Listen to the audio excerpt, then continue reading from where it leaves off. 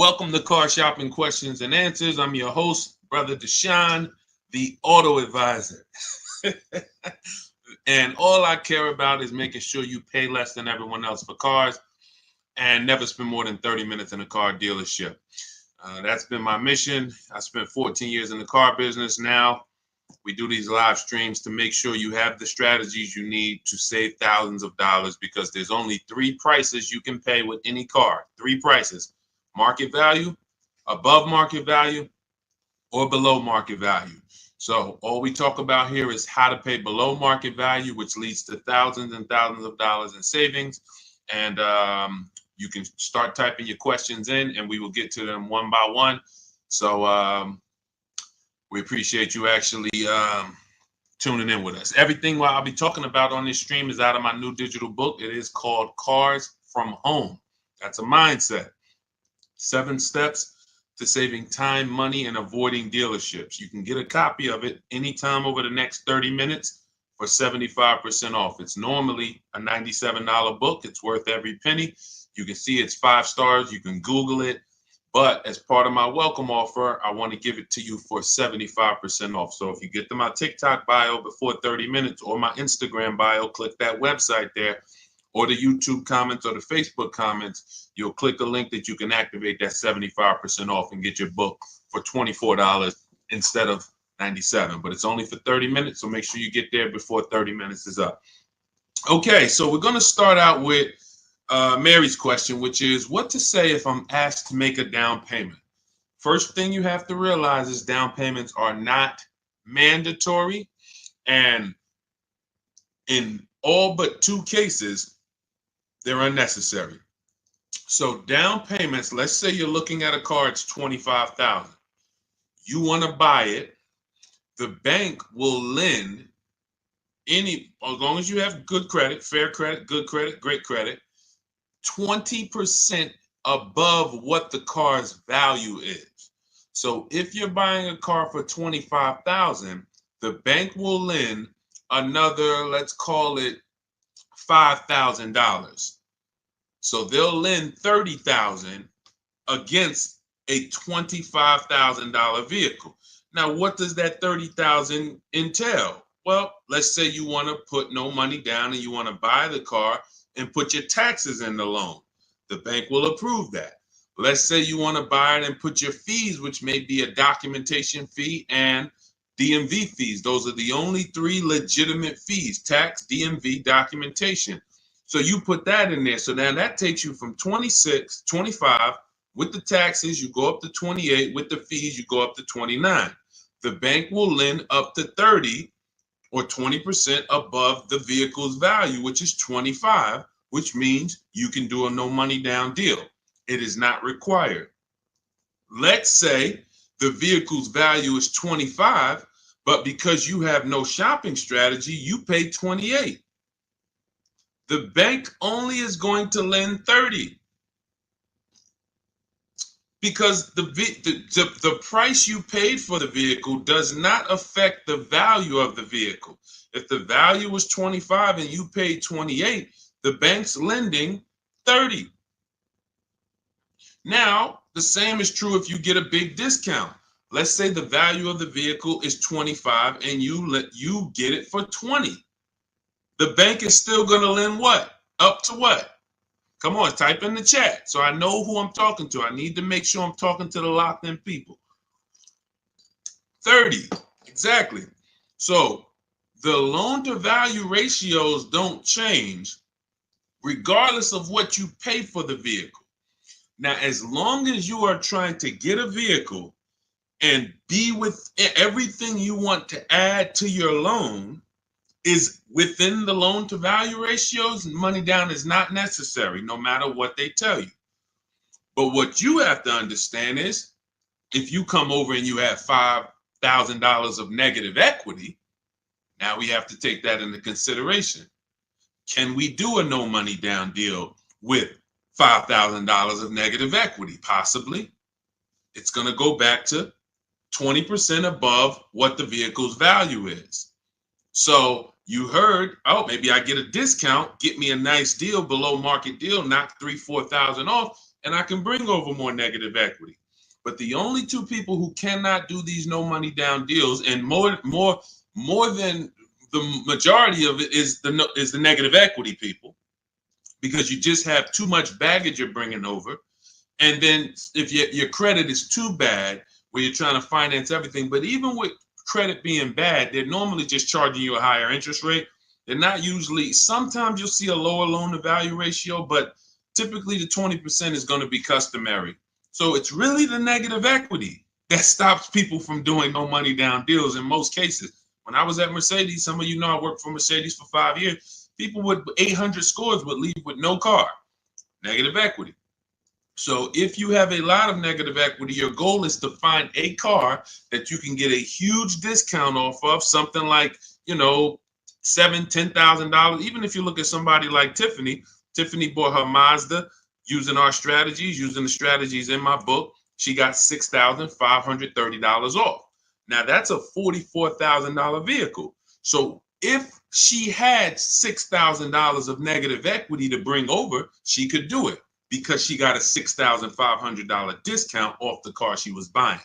So this is the basis for understanding no money down, Mary. And a key is for you to understand you need to be shopping for the price of your vehicle. The vehicle you're going to buy, you should be shopping for that with an out the door price, not with a loan. So let's say you are like, I want to buy a Hyundai Elantra.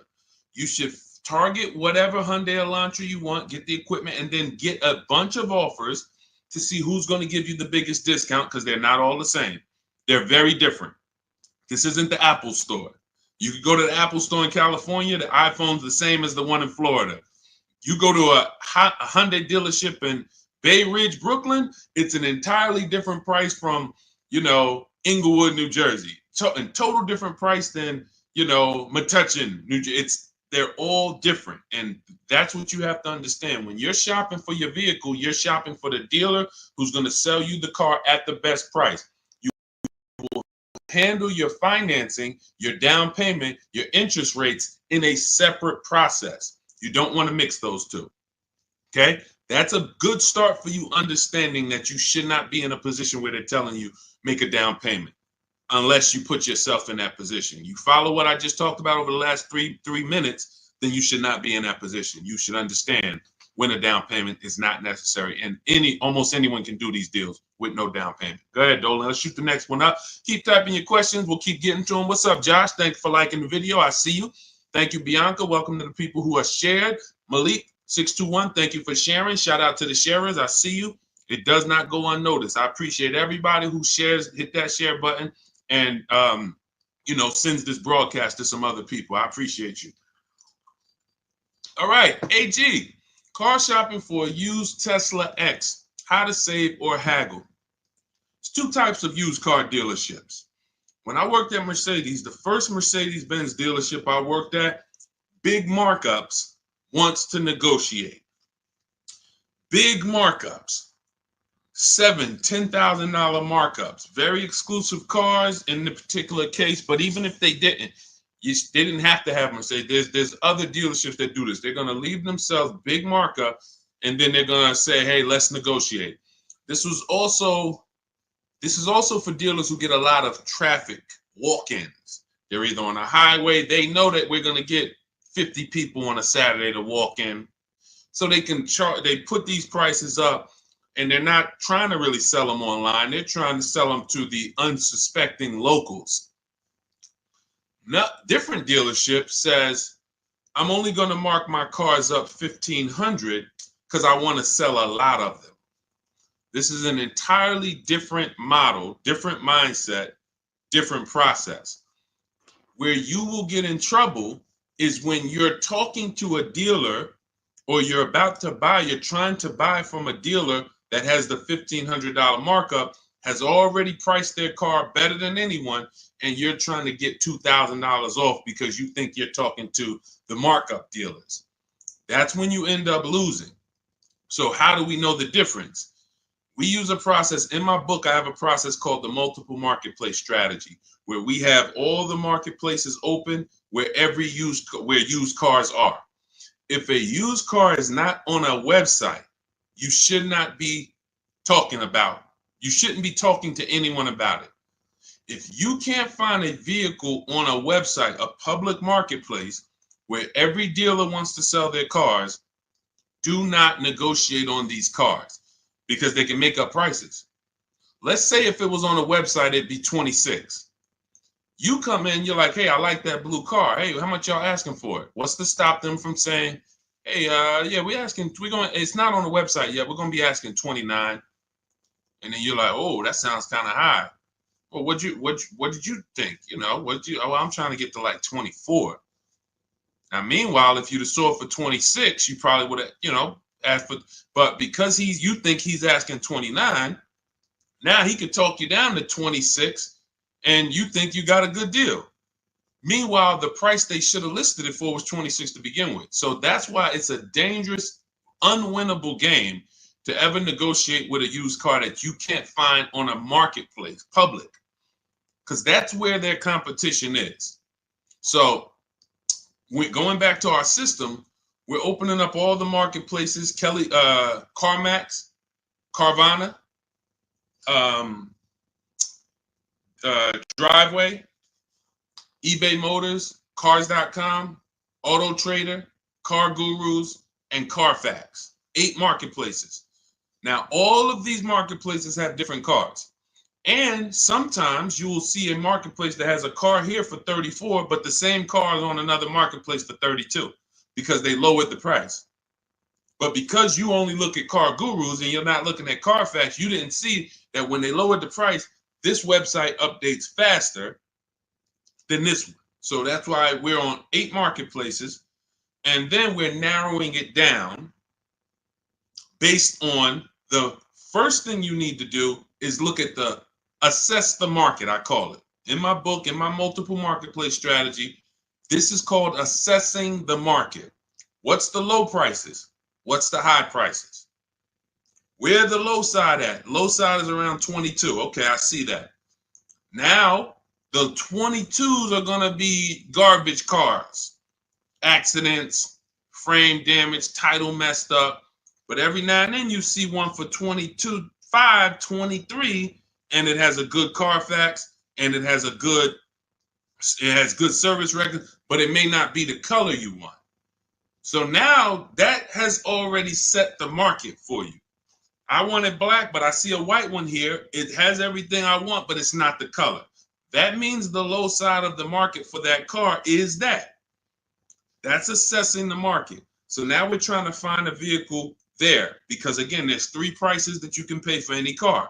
Market value, that's what negotiators pay. Above market value, that's what people who don't negotiate, can't negotiate, don't like negotiating pay.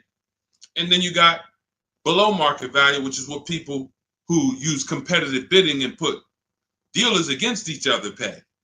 Now, when we look at these low market, now we're trying to see, do we wait for a vehicle to pop up and can we screen down a couple vehicles to get to a top 3 or top 5 best choices? Once we do that, those are the vehicles, AJ, that we're going to see if we can make a final deal on, because they're already at the low side of the market. So what's going to happen? Either they're at the low side of the market and you're dealing with a dealer like the first Mercedes dealer I worked up, meaning they're not going to sell the car for that price. They're going to try to mark up prep fees and marketing fees and all types of bogus fees, but they want you to come in first. They're not going to put that online. They want people to come in and say, hey, I saw this car. And then by the time, who's ever sat down, be honest, if you've ever sat down, you came to look at a car, they were asking like 22. But by the time everything got added up, they slapped like $7,000 more on it. Warranties, all types of stuff. And you're like, wait, who's had that happen? Type me if that's happened. And I need you to dialogue. Listen, I'm talking to the locked in people. Right, I see you, Josh, 100%. Okay, so this is a tactic. Look, absolutely. So this has happened to Judy, a lot of people. This is a strategy. It didn't happen by accident. They're purposely depending on people coming in, not calling in advance, and then they want to negotiate with them. Goes back to the first deal I said about the first deal I worked at. They want to negotiate. So the prices are so now that's what we verify. That's what we're only calling those top 3 to 5 dealers and saying, hey, besides besides the price here online, what fees do you charge? Once they say, oh no, tax, title, fee, doc, all right, now we know our last step is we need to get the original window sticker price so we can find out the true discount. Because we need to know, AJ, if we're dealing with a dealer who has the markup or not. And we never ask them for a discount over the phone. We go there because you got to understand these. I'm telling you how dealers operate because I've been inside. Every dealer who puts a used car on a website, we use a tool called V-Auto. It tells us where the vehicle we have priced at, where it ranks in the pricing. It'll tell us if we're in the top 3 best prices within 50 miles. It tells us that. So when you ask them for, hey, can you take off $2,000, $1,000 over the phone, especially if the car just got there, they're going to say, nah, listen, you can come in, we can see, but the car just got here. What we do is we drive there. We already know it's the best price on the market. So either way, we're coming home with a car. Unless it just doesn't drive well or something like that. Every now and then that happens. But usually when we leave and we know we've done our assessment from home, we're going to make that deal. That's how I did with my Infinity truck. I just had to test drive it, lock the deal up. When we do that, that's all we're doing when we get there. And we already know. Now, what we'll do, we'll ask them, hey, could you take off another $1,000? If they have it, they'll do it. If they don't, they might say, listen, we don't have it. The car just got here. I only got the car marked up. You see, we know they're telling the truth because we've done the research online. So now you know if you're programmed to only, hey, if I don't get 2,000 off, 3,000 off, then I can't buy it. And you're going to miss the dealers who want to, they literally put their cars online. They want them going in 24, 48 hours. They make sure they're the best price, and they sell lots of used cars. You go in there trying to get 2,000, 3,000 off from them, you're missing opportunities. That's how it goes. Okay, this is all, that's all part of my multiple marketplace strategy. It's in my new digital book. It's called Cars from Home, 7 Steps to Saving Time, Money, and Avoiding Dealerships. As part of my welcome offer, you can get your copy for 75% off, but it's only for 30 minutes. So you go to my TikTok bio or my Instagram bio, the YouTube comments, or the Facebook comments. You won't pay the normal $97 price, but it's only for 30 minutes. And then you'll have everything we'll be talking about on the stream step by step. Go ahead, Dolan. Next question.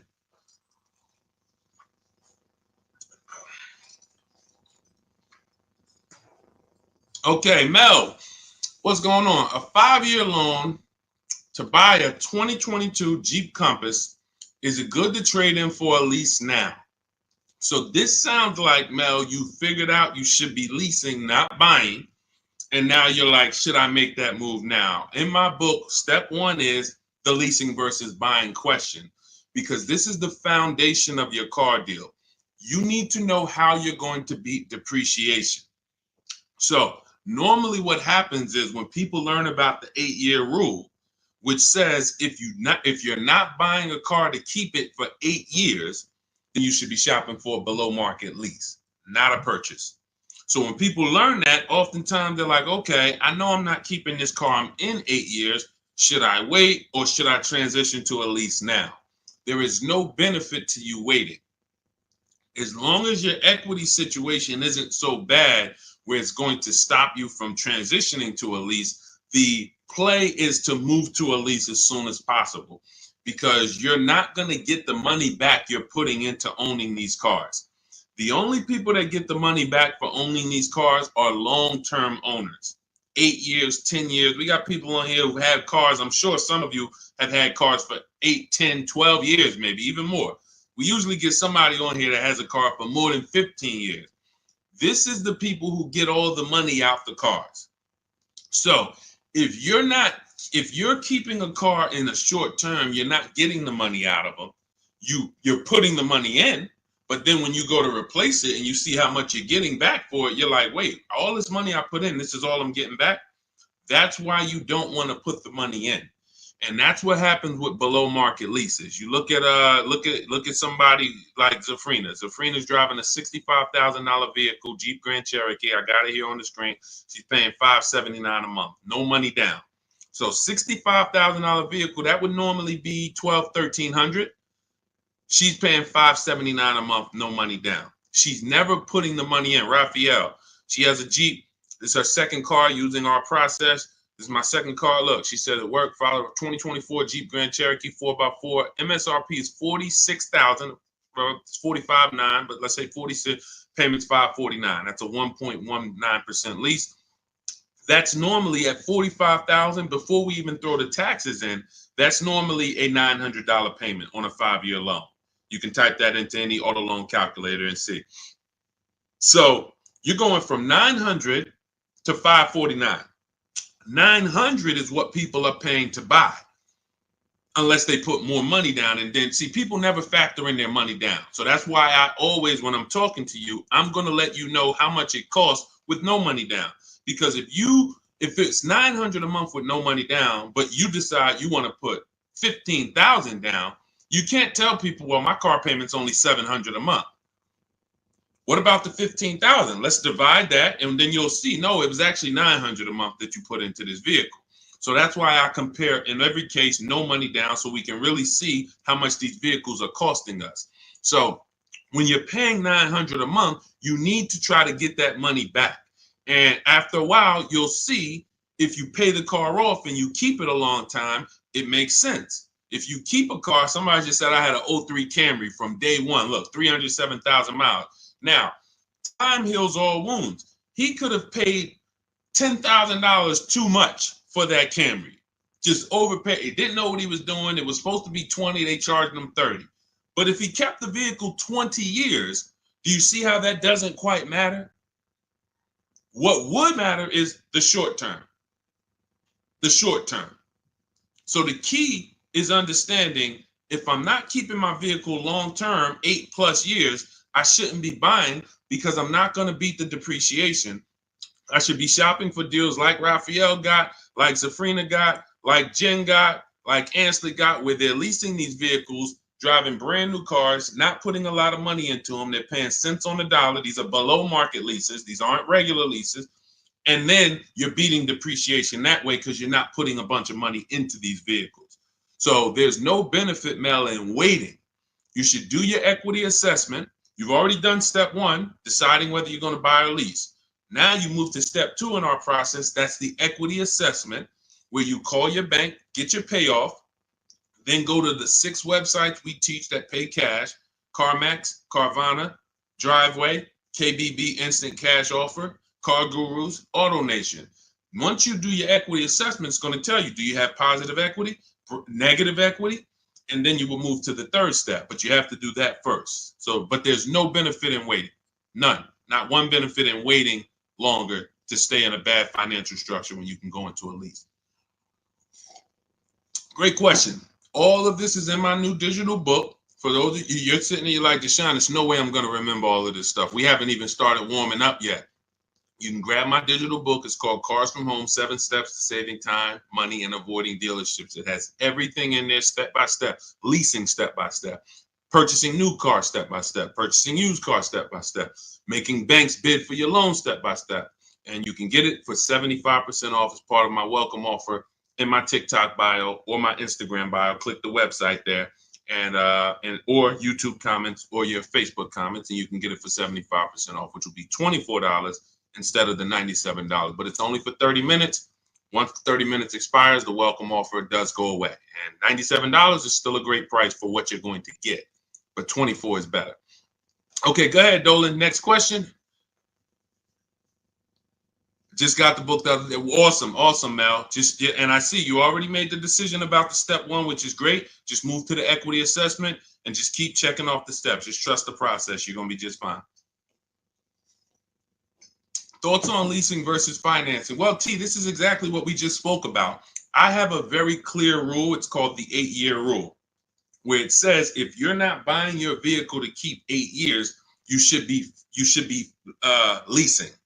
And not just getting any lease, you need to get a below market lease, because some people will tell you leasing, this is when you know it's bad. When a dealer tells you leasing is the same price as buying, you're dealing with an 80% dealer, which means they are going to charge you a lot of money. And that lot of money is trying to discourage you from leasing, but that's not what a lease deal would be if you shopped around. So look at Ansley. Ansley has a 2024 Infiniti QX60. It's a $58,000 vehicle. He got it for $554 a month. Only first month's payment down. I want you to pay attention to these details. We're not putting money down to get to these payments. These are what is called 1% leases, or anything below 1.5 we consider a good deal. Anything below 1% we consider it a steal. So it's a steal, it's a deal. And over 1%, over 1.5%, I say in my book, it's time to chill. We don't lease those.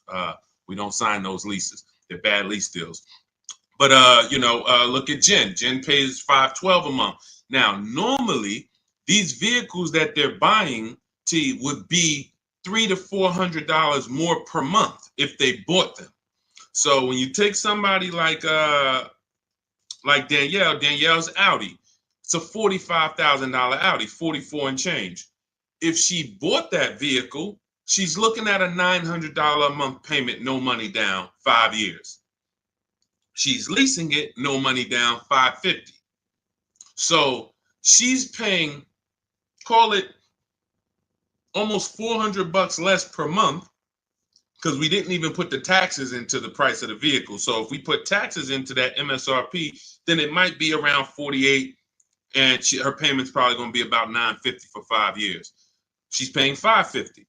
Now, let's just to give you an example to understand it deeper, let's say she got a big discount off this Audi. Let's say they knock off even $10,000 for her, which would never happen. But let's just say she knocked off, I just want to prove a point here. Instead of 48 with the taxes, let's say she gets a big discount. She's at 38 now.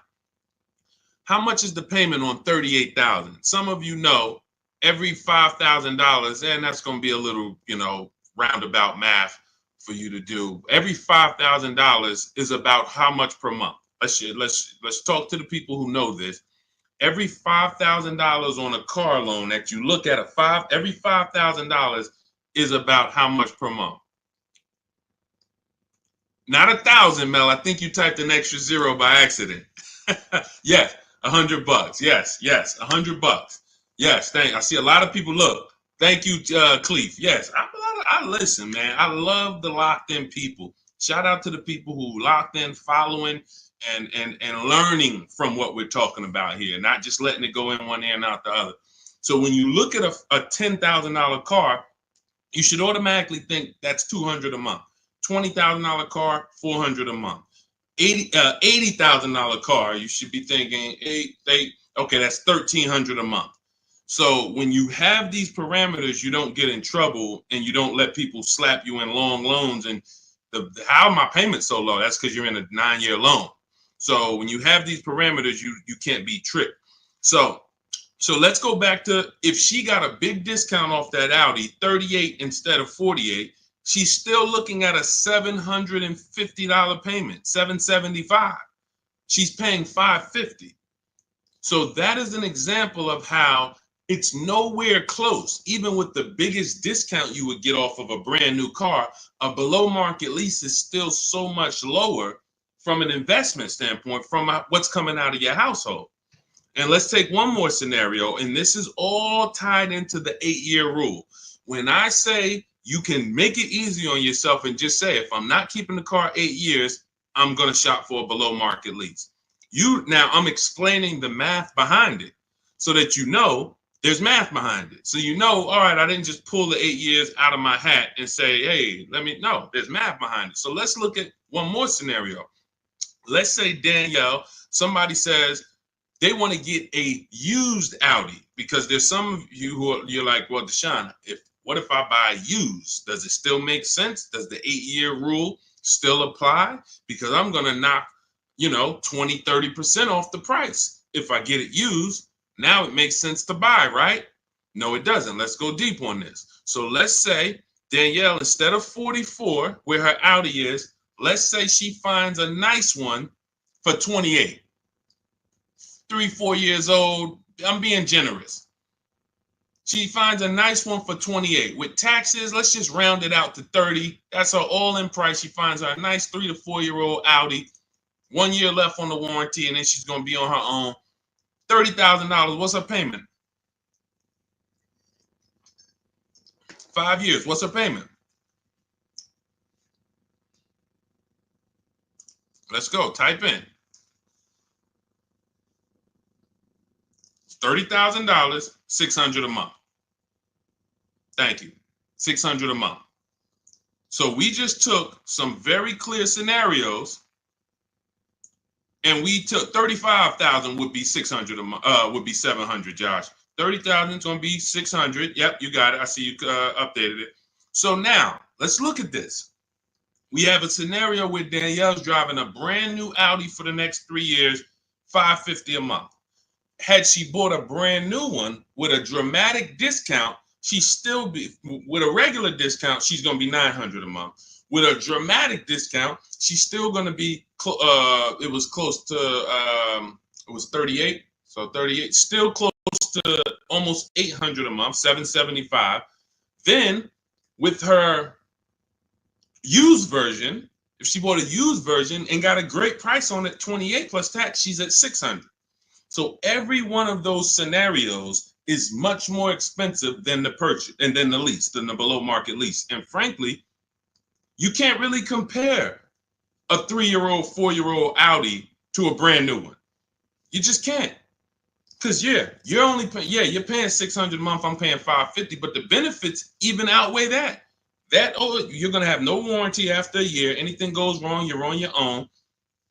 You're going to, 3 years from now, your vehicle's going to be 7 years old. 3 years from now, I'm going into a brand new, another version, 2028 or whatever's going to be out then.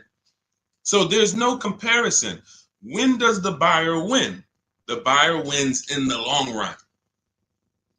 You can see the buyer's losing in the short term, right? In every one of those scenarios I just laid out, the buyer is clearly losing. Brand new car buyer paying $300, $400, $500 a month more than the below market lease, losing. The used person got a payment closer to the below market lease, but look what they're driving. 3-4-year-old car. It's going to have no warranty soon. They're going to be on their own. And then the majority of that time they have it, they're going to have no warranty. That is the life of the buyer. But after 8 years, the money paid starts to stack for the lease person.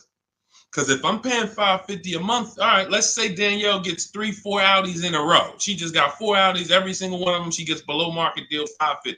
Below market deal $550. After she gets to year 8, she's paid more than these other people. Year 8, she's paid more. So at that particular point, financially, the buyers are ahead. But before that, the buyers have lost because Danielle's driving better vehicles for less. That's why it's the 8-year rule. This is the first decision you make, because if you make this wrong, you lost. If you go in to buy a car, if you go in and you buy a car, but you should have leased, you lost.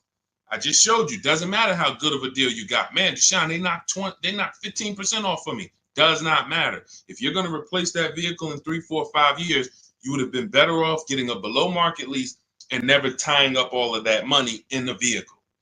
That makes sense? Type $signs if you're clear on that. Type $sign, $sign if you're clear on that. All of this is in my new digital book. That's step 1.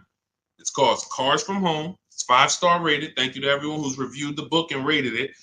And it's called Cars from Home, 7 Steps to Saving Time, Money, and Avoiding Dealerships. That was step 1, which is our leasing versus buying question. That's how we put our deal on the right foundation.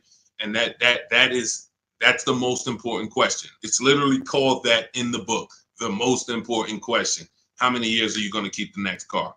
That's when we decide leasing versus buying. So as part of my welcome offer, you can get your copy of Cars from Home for 75% off in my TikTok bio or my Instagram bio. Go to click the picture of me, click the website. and then you can activate your 75% off for the book, but it's only for 30 minutes. Also in the YouTube comments or the Facebook comments. After that, price goes back up to $97.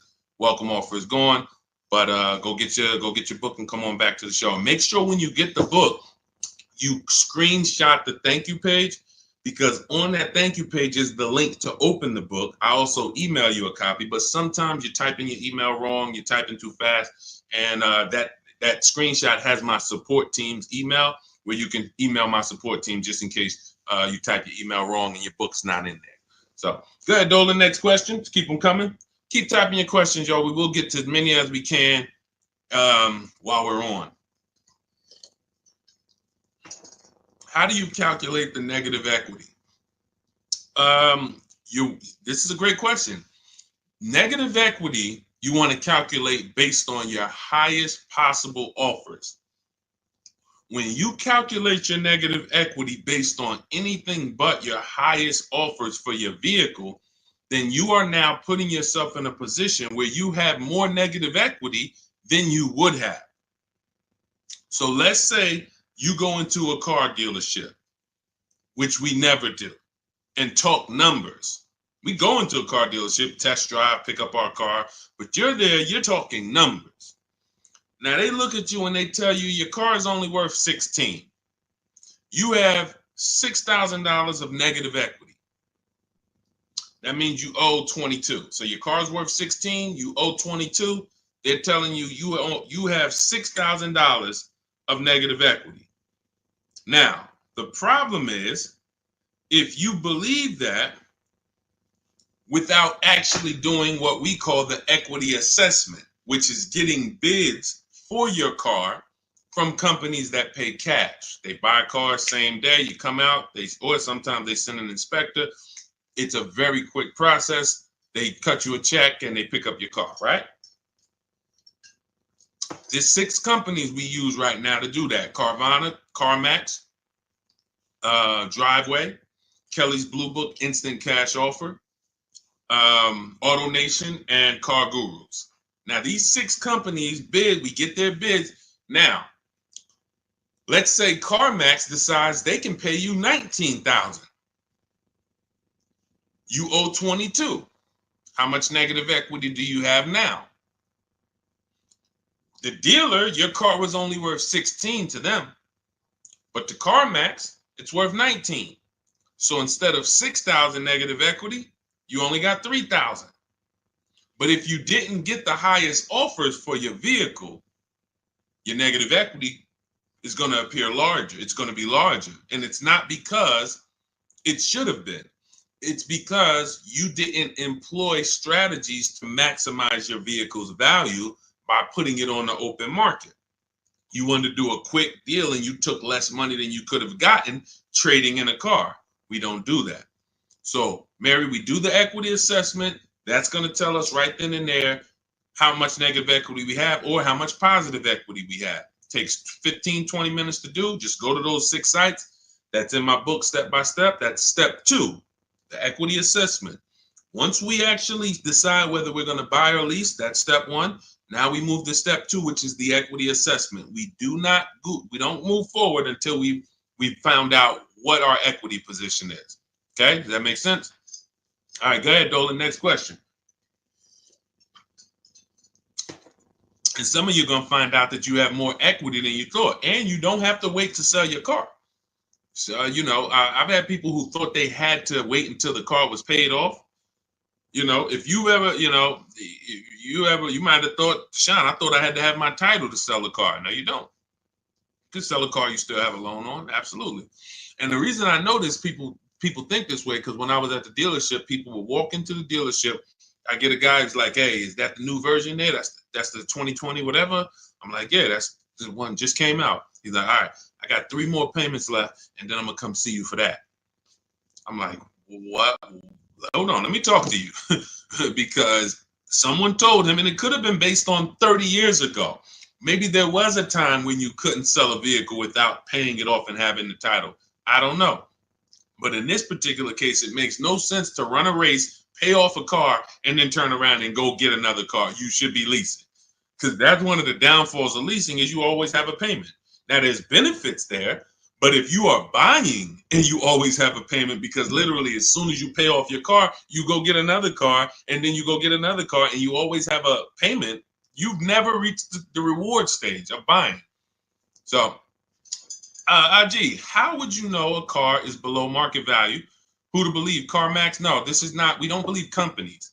You know a car is below market value by looking at the market and getting multiple offers.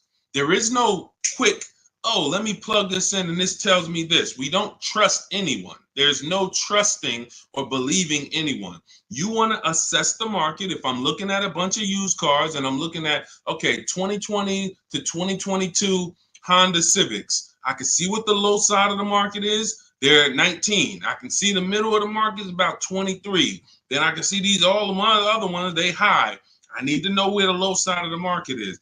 If I'm leasing, everything we do with buying, if we're buying a new car or we're leasing, we use a strategy in my book called the 25 to 5. We connect with 25 dealers online. We're going to get 5 offers. This is for new cars and leases. Assessing the market for these cars comes through multiple offers. So when I look at, let me give you an example. I use an example like Teddy. So Teddy gets multiple offers. How does he know that his BMW deal is a below market deal?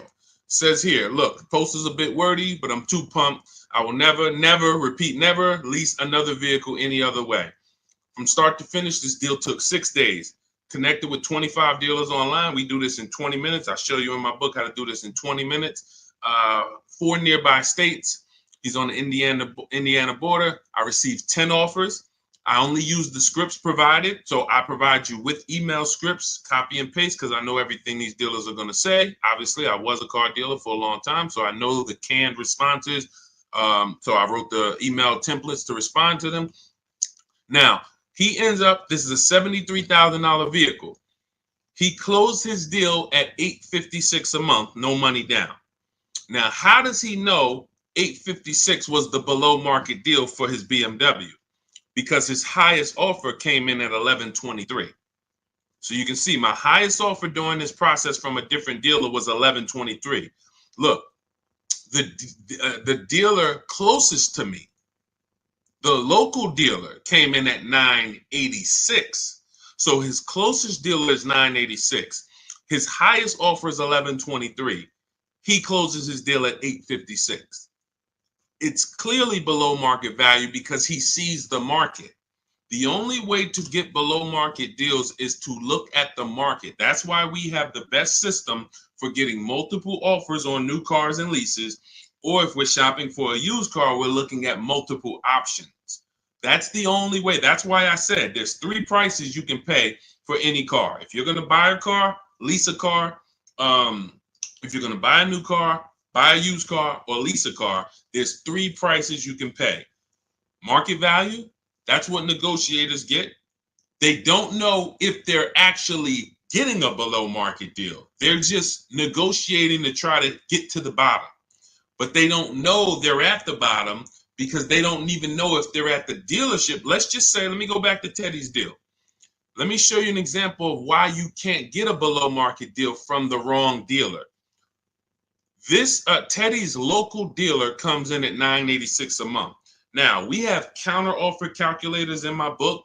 His $986 from his local dealer is not the first offer. That's the last offer. That's, hey, we're not doing anything lower than that. The highest offer, $1123. We're not doing anything lower than that. So if somebody's in there and they're negotiating with one of those dealers, they're not going to get to $856. They're at the wrong dealer. They're at an 80% dealer, and 80% dealers want to make a certain amount of money or they're not going to sell the car. If they can't make $5,000, they're not going to sell a car. $7,000, whatever it is, I'm not going below this. Meanwhile, the dealer who beat everyone's offer at $856, maybe they only made $2,000. Maybe they only made $3,000. Who knows? But the point is, they said, I don't need to make all that. I'm going to beat my competition and sell this person a car. That's a 20% dealer. That's why I say negotiators pay market value. People who don't, if you don't negotiate and you're like, man, Deshone, I just go and I close my eyes and just wake me up when it's over and I could drive out of here. You're going to pay above market value. So you're gonna, because you just don't have any, fight in you, you have no strategy. But below market is reserved for the people who are putting dealers against each other, because it's the only way to know you got a below market deal is when you can look at enough options and know that you paid less. It's like this with anything. It's not just cars, TVs the same way. If you were buying a 100-inch TV, how would you make sure you're getting a good deal? You're going to look at probably 30, 40 TVs in every website. Then you're going to be, oh, this one's on sale, $699. All the rest of them is $900 and $1,000. Clearly, that's the below market deal. Same principles. Same principles. Go ahead, Dolan. Next question. Coincidence. All I do is teach you to shop for cars like you shop for everything else. Everything else in life, you shop this way except cars. Cars, you shop a way you wouldn't shop for anything else the way you shop for cars. Think about that. Am I right or am I right? Type right if you know I'm right. The way you shop for cars and buy cars, you won't buy anything else like that. You don't buy houses like that. You don't buy jewelry like that. You don't buy maybe jewelry. That's a little, because it's sometimes tough to put people against it. But you don't buy TVs like that. You don't buy furniture like that. Just walk in and go back and forth. No, you're comparison shopping. You're using the internet as your friend to get the information and start to have multiple options. That's all we do when it comes to cars. That's why we win easily. It's no struggle when you're using the internet to put people against each other. The struggle is going in and battling and begging someone to take money off when you're already about to spend 30, 40 grand with them. Imagine that. You're about to make a $40,000 transaction and you're just begging, come on, can you take off another 500? Just $40,000. All right. Best SUV to buy. This is all subjective. If you want to look at ratings, feel free to do that. I don't recommend cars because it's just too subjective. There's over 40 car companies. All of them have vehicles in every size category: compact, midsize, large, 3 rows. So there's so many categories. The key is this: find one you like based on looks. I like the look of that. And then you can come home and do what we call a quality check. This is in my book. This is in step 4. This is when we make sure the car we're shopping for is a good car. Some vehicles have a bad DNA. I want you to remember this. DNA you can't get around. You cannot repair DNA. So if a Nissan has a particular transmission that goes out between 80 and 90,000 miles, I never get it, because I would never buy that car, because there's nothing I can do to escape what might happen. It's just literally the luck of the draw. Maybe mine doesn't go out at 80, 90,000, but these vehicles are known for the transmissions going out from 80 to 100,000 miles. That's why you'll notice a lot of Nissans for sale. They got like 80,000 miles on them, 90, because people get rid of them right when the transmission starts slipping or right before it goes out. That's what happens. So you can, and this is not all Nissan. So we always type in the actual car to Google, and we type in 2000, we put the year, the make, the model, 2000 Honda Accord reliability, 2018 Nissan Altima longevity. There's three words that we use that you need to get familiar with: initial quality, reliability, longevity. This takes 5 minutes to do. Initial quality tells you, what does the data say? What are people saying about the vehicle the first 90 days? So if you're leasing a car, you're going to buy a car new or you're going to lease it, you need to know what the initial quality reports are. What are the owners saying the first 90 days of the vehicle? Is it in the shop? Is it electric problems, little malfunctions, blind spot, whatever? That's initial quality, first 90 days. Reliability is your first 3 years. So you need to know, what are people saying about this car, not my neighbor. Not my neighbor. My neighbor owns one of them. There's 10,000 out here. What are they saying? Maybe my neighbor got a good one. You know what I'm saying? Your neighbor might have just got a good one. But I need to know, what are people saying about this vehicle the first 3 years? That's reliability. And then longevity is the long run. 7, 8 years, the engine. People, you're going to see people like Motor Trend and Vehicle Engines, all these websites that all they do is study engines and longevity. What are they saying about this vehicle? Are they saying that the transmission's known to go out? Sometimes you'll type in 2018 Kia Sorento longevity and you'll see right at the top, with proper maintenance, these vehicles are known to last 200,000 miles. That's a good sign. Now all we need to do is make sure we're getting a good one that has been properly maintained. But that's the DNA. So when you ask the best SUV to buy, my goal for you is to avoid the vehicles that have bad DNA. They have bad data. Could be a year. Could be the 2018 was trash, but then they saw that the 2018 was trash and they changed it, and then they made a better 2019. So it's all up to the year. I appreciate it, Rob. Thank you so much. Go ahead, Dolan. Next question. That's in step 4. See, that's shopping, not buying. We have 7 steps in our process. Most important question, step 1, equity assessment, step 2, deal focused budgeting, step 3, shopping, not buying, step 4, multiple offers, multiple options, step 5, paperwork and protection, step 6, and delivery is step 7, pickup or delivery. That's it. So everything I'm teaching on the stream is always going to be out of one of those steps. And for those of you who have the book, here's what you should always be asking yourself. Where am I at in the process? What step am I at in the process? Because you've come from not having a process. So you don't know what to do first. Should I be thinking about my trade-in? Or, oh, matter of fact, wait, he said don't trade. And then, all right, when do I get my loan? Do I get a pre-approval? You don't know where these things go, what order they go in. But I do. That's why we created a 7-step process that accounts for everything. So you always want to be asking yourself, where am I at? What step am I on to make sure, all right, listen, why am I focused on budgeting right now? And I haven't even decided how many years I'm keeping the car. That's my first step. That's what it's about. Okay, Judy, my Jeep lease is up in 2 months. Strange lease of 5 years. Would you finance the car at the end? You've had the car long enough and you're not owning it. So whatever type of financial deal that you went in on this, it was not a good deal because you're paying way too long on a car that you're not going to own. That's the reason we don't buy our leases. We don't do 4-year leases.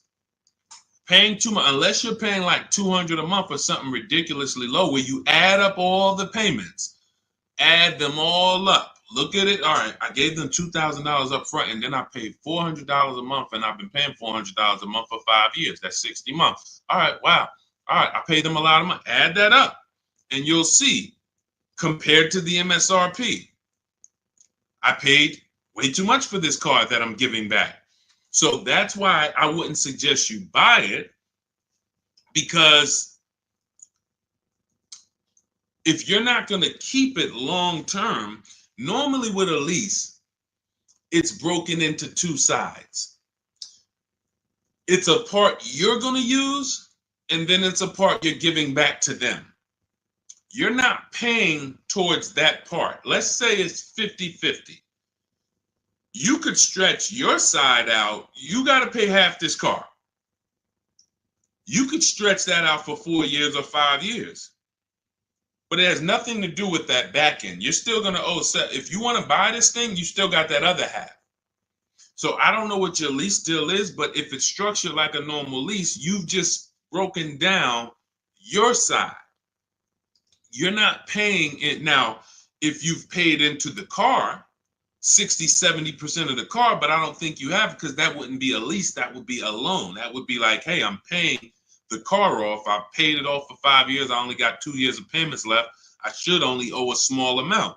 If that was the case, then that's different. But on a lease, if you just took a 5-year lease, then you're paying your half. You're not paying towards the back. So you might have a very, very low payment, but you're not actually building, you're not paying towards the car. You're only paying towards the half you're going to use. So in that particular case, I would give the car back.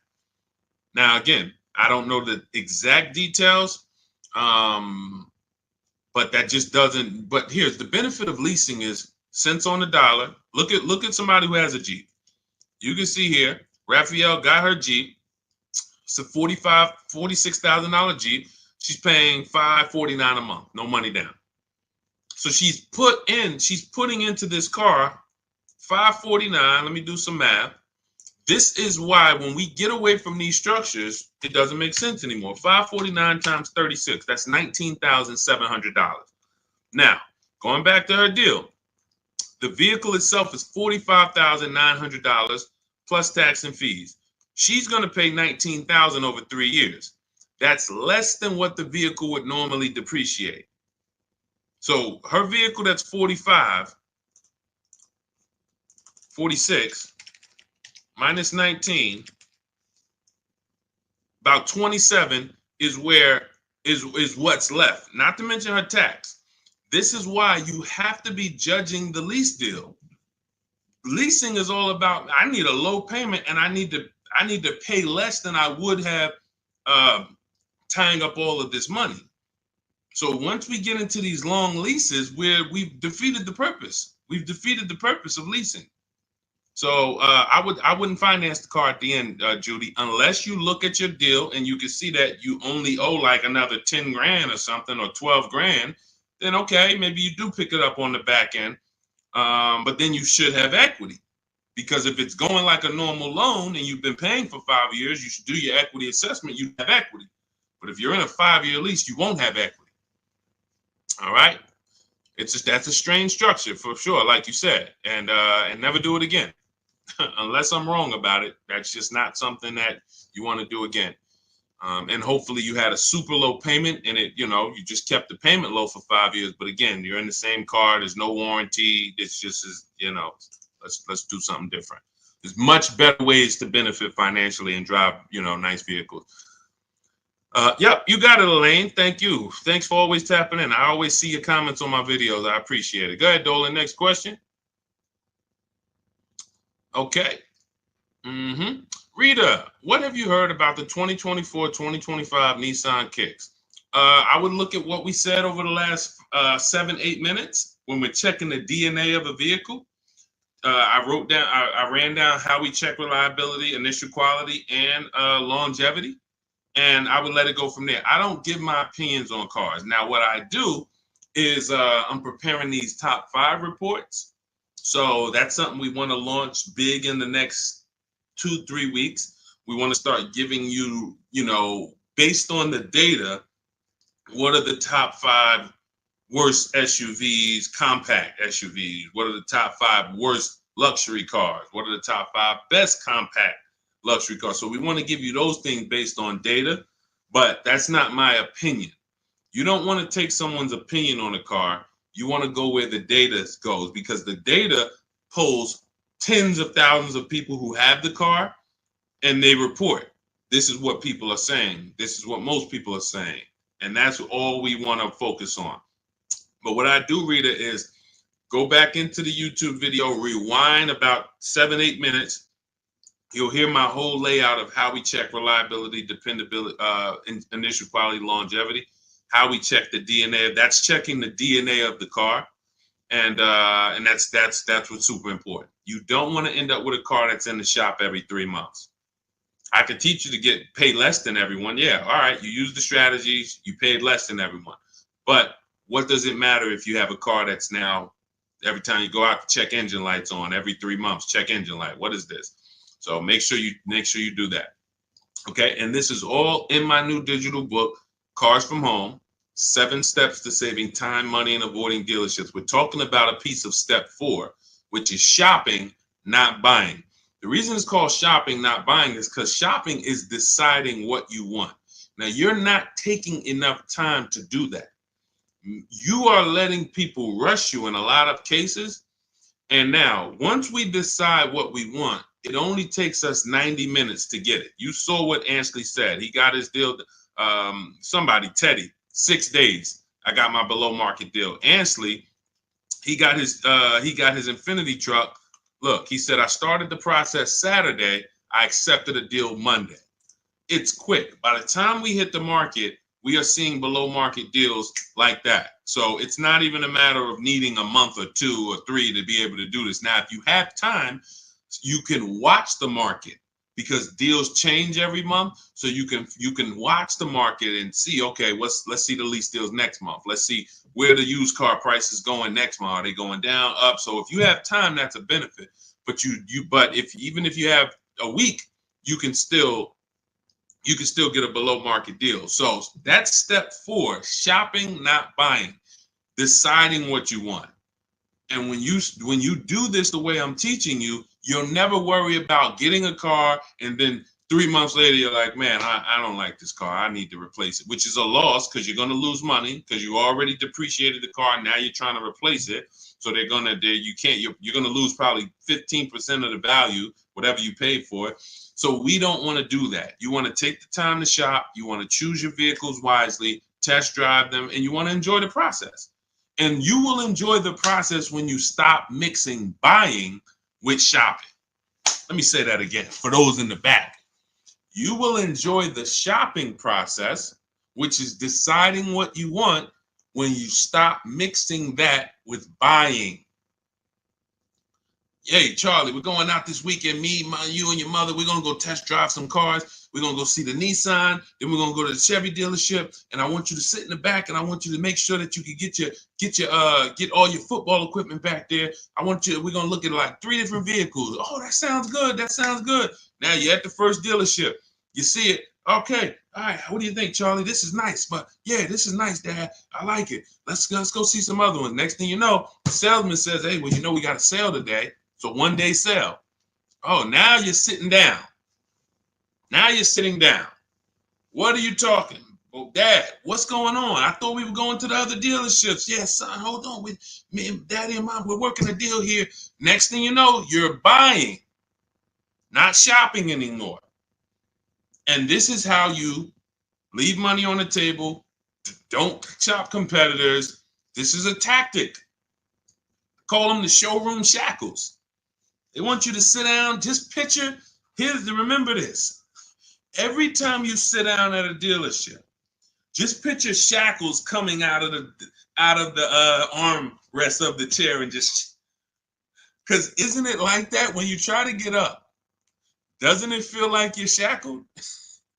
When you try to get up, hey, some of you can't even get your keys back. Hey, where my keys? Hey, you got my license? Hey, who has my driver's license? Hey, did you give me back my license? So this is a tactic. So once you understand, we avoid all of this. We never talk numbers in the dealership. When we're there to shop, which is decide what we want, test drive, go home. If that's the vehicle we want, we will be reaching out to buy it from home, online, by email. And if you're going to do it your way, you can call around, you can call them, but do not discuss numbers at the dealership. It's a losing battle. You have no leverage there. Go ahead, Dolan. Next question. All right. If you're getting value out of the stream, can you type a $, $, $, just send $, $. Let me know you're getting value out of what we're doing. Every time I see the $, I appreciate it. It lets me know we're connected and you're getting what we're talking about. Thank you, Sherwin. Thank you, Raphael. Thank you, Rob. Appreciate you. All right. Listen, let's go. Next question, Dolan. Yeah. Thank you, Jeremy. I appreciate it. I see you. Thanks, Tracy. Which value guide do most lenders use to determine value? Probably NADA.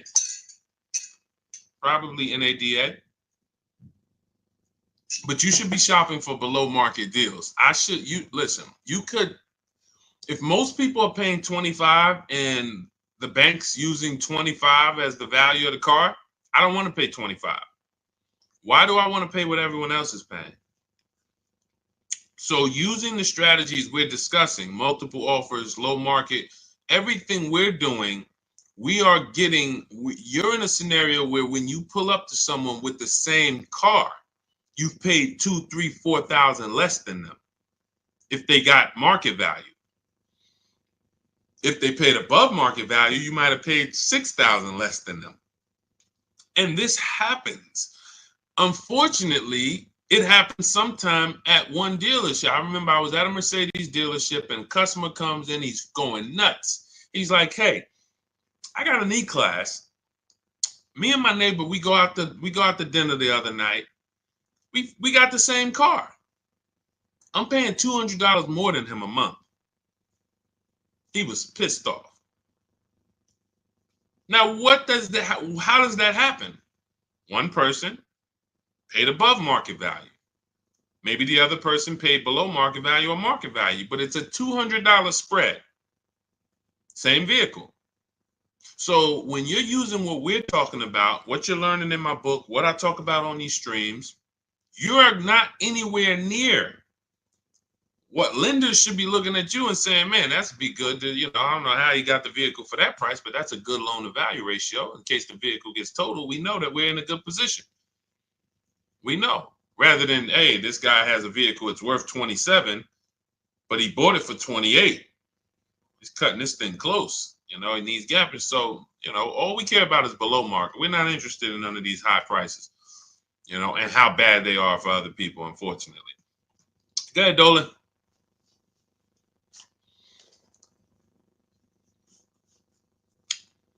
For Countess, does it matter what type of vehicle you lease? Well, every vehicle has a different lease program attached to it. So every trim level has a different lease program attached to it. So a Mazda 3 Sport has a different lease program than a Mazda 3 Touring in many cases. Has a different lease program than a Mazda 3 Grand Touring. So every vehicle is different.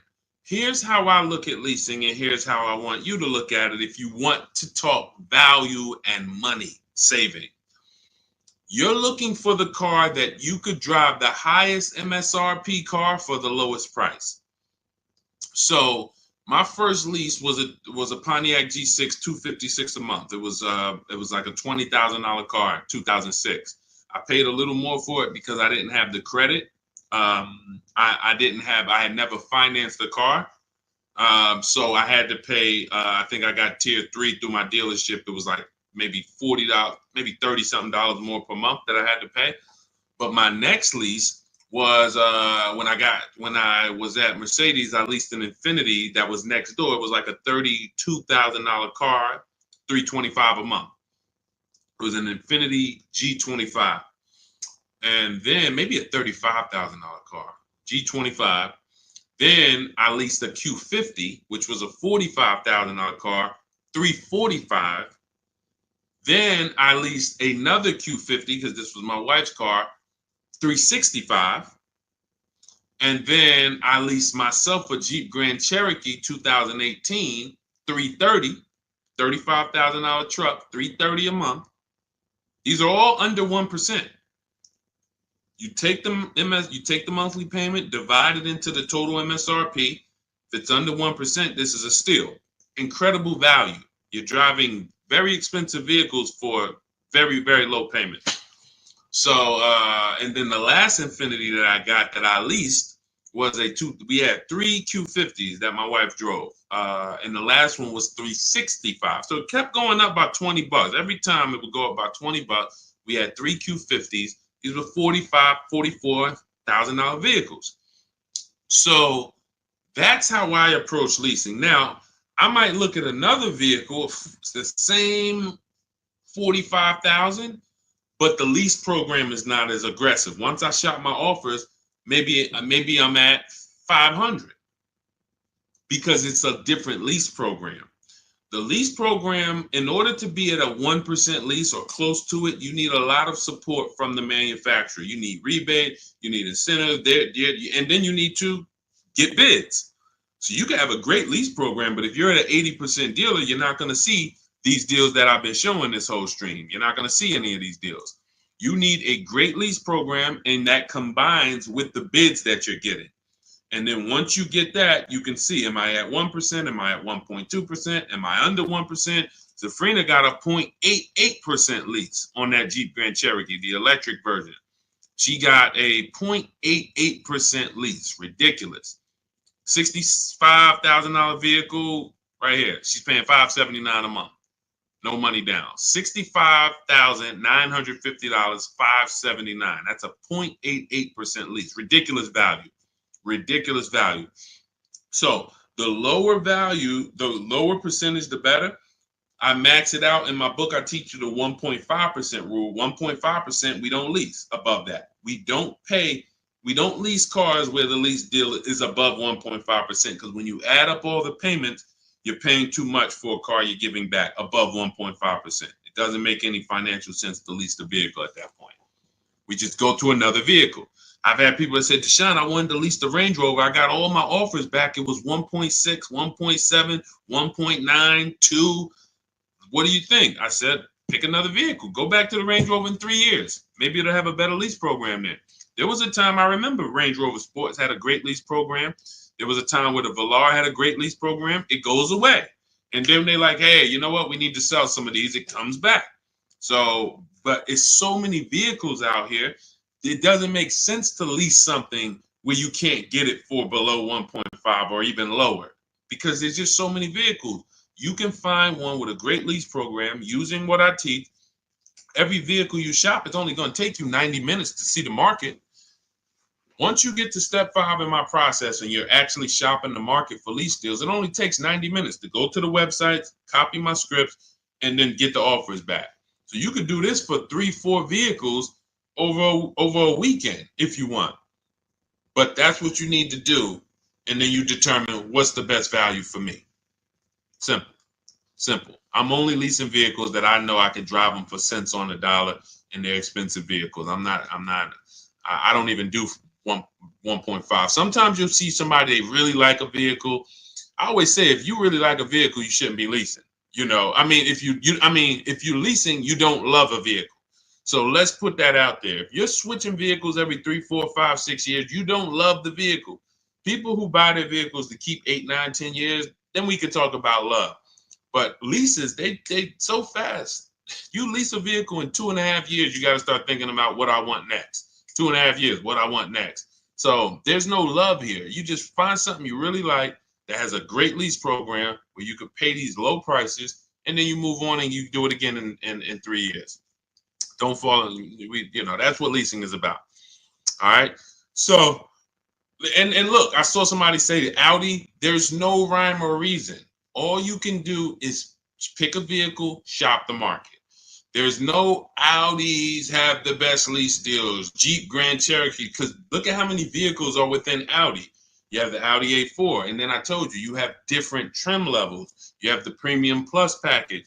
You have Audi A6. You have the Honda EX, EXL, Touring. These are all different lease programs. So there's no way for you to say, oh, well, I know Jeep Grand Cherokee Limited, they have a good lease program. No, you pick a vehicle, shop the market. None of these people who got these lease deals thought that, or none of the, even the people who purchased, no one, Sean saves 20 grand off his F-150 Lightning. He didn't know he was going to save that much money. Kimberly, Maserati, she gets $21,000 almost off the vehicle. She didn't know that. She didn't pick the Maserati because she knew she was going to save $20,000. She said, hey, Maserati's my first choice. Let me go shop for it. Oh, below market deal on this is $20,000 off. That's the way it works. Look, at the time last year, Eddie bought this 2023 Toyota Camry hybrid. They were extra hot at the time. He shops his best offer at that time is $2,086 off of MSRP. They had no rebates. He got multiple offers, and he said there were several dealers still charging MSRP over MSRP. Now, the market's changed on these in a year, but at the time, that was the below market deal. So no one goes in knowing how much a below market deal is going to be. You pick your vehicle, use my strategies, you get your offers, 24 hours, 48 hours, you have all the offers, you can see, how does it look? You got 5 offers, 7 offers, how does these look? Oh, wow, I'm saving $6,000. That's the best offer. All the other ones are saving me less than that. Oh, here, I'm saving 10 grand. Then you make your decision. Simple. And once you know how quick it is to actually do this, it's going to blow your mind, because you're going to say, any vehicle I'm considering, I can shop the market on it in 90 minutes and know what the below market deals are. Very empowering. So everything you're learning is out of my new digital book. It's called Cars from Home: 7 Steps to Saving Time, Money, and Avoiding Dealerships. This is a 7-step process for below market leases, below market new cars, below market used cars, step by step, A to Z.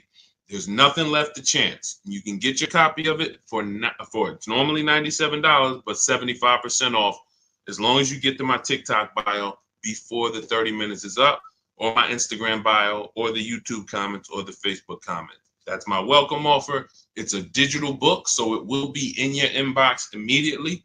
As soon as you get your book, make sure you screenshot the thank you page, because that does have my support team's email, just in case you type your email wrong. We can't email a book to a wrong email, so you could always reach out to my support team. And also on that page is the link to open the book. So as soon as you get it, you might want to open it, save it to your computer, but save the master link, because anytime I update the book, you actually get the updates. A couple months ago, Vroom went out of business. Vroom used to be in our equity assessment, used to be on our used car marketplace reports. They go out of business. We got to delete them. I went into the file, removed Vroom. Everyone who opened the book after that never saw Vroom again. So you keep the master link. That way, when I update the book, you get it. I don't charge for updates.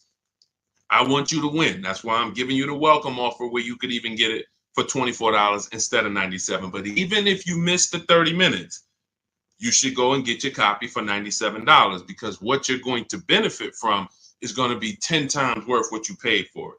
But if you get there before 30 minutes, you can actually get it for $24 instead. So go get your book. I appreciate you tuning in. I want to see you win. Make sure you email me your car deals when you make them. Send them to me by email. I love to see your deals, so I can bring them into the show and keep, talk about you the same way I'm talking about everyone else. And we'll make this happen. Keep unlearning. Leave everything you learned at the door. When you get my book, don't bring any of your old ideas to me. Trust our process. Leave all of that old way at the door, and your success is guaranteed. So I'll see y'all on the next stream. God bless you.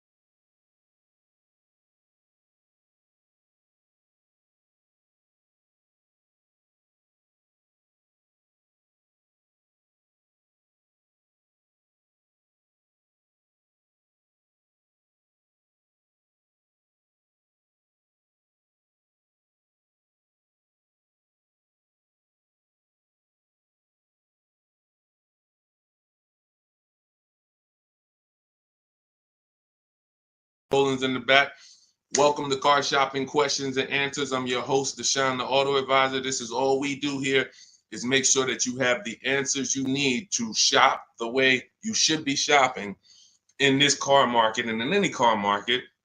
You should be putting dealers against each other.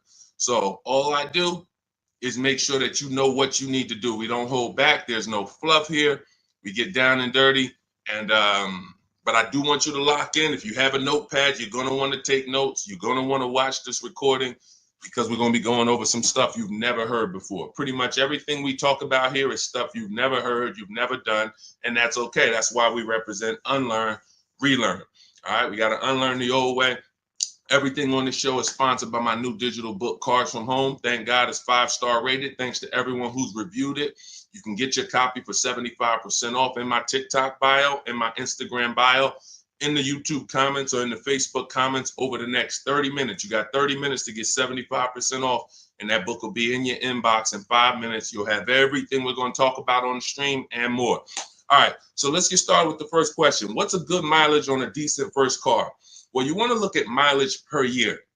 So if you're looking at a car that's 5 years old, you want to consider average miles driven is 10 to 12,000 miles. That's average miles for a driver. So if you look at a 5-year-old car, 60,000 miles is just fine. You're looking at an 8-year-old car, 8 times 10, 80,000 miles, 96,000 miles. That's perfectly fine average miles for that car. Now, some people like to get below average miles. That's fine too. You know, anything above that. But here's what's more important than the mileage on the car. Service records, absolutely paramount. In fact, let's go to what really makes the car good or not, the DNA of the car. The DNA of the car is things that can't be fixed even when the first owner took care of the car. You might have a car, we always do what's called an initial quality check, a longevity check, and a reliability check on each car. I'm going to show you how to do that very easily. It takes 5 minutes. All of the stuff that I'm talking to you about takes minutes, not hours to do using a computer.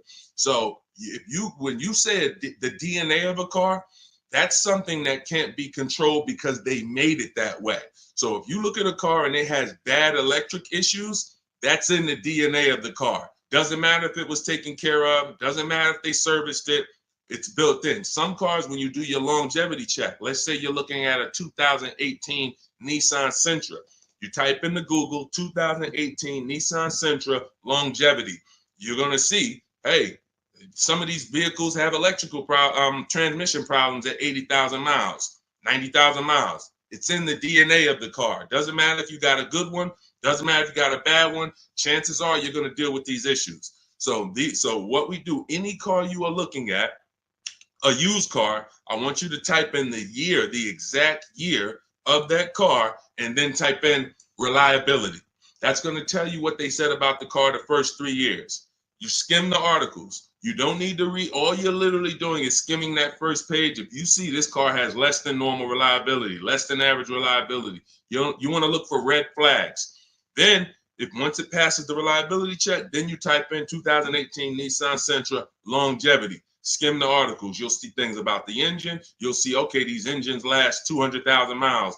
You'll see any red flags. You look at that first page, skim it. That's going to tell you everything you need to know to see is the data showing on these cars that it's bad. Don't listen to your neighbor. Your neighbor has one car. Hey, I love this car, but there's 10,000 other people with that same exact car, and maybe 20% of them are having an issue.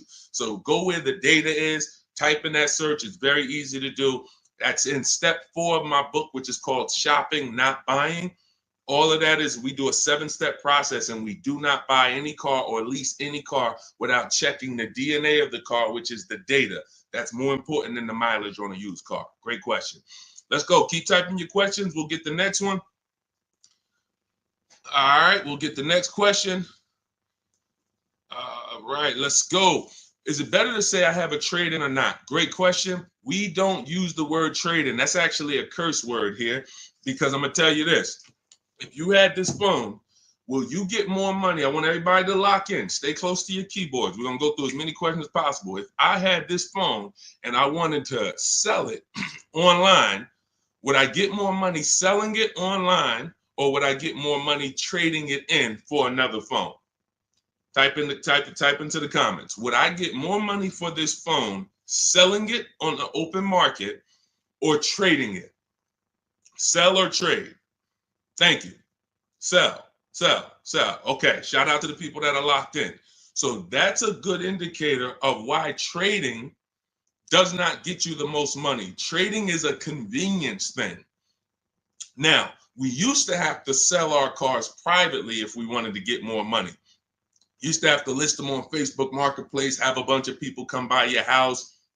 They're driving it. Hey, you mind if I look under the hood? Strange people. We don't have to do that anymore.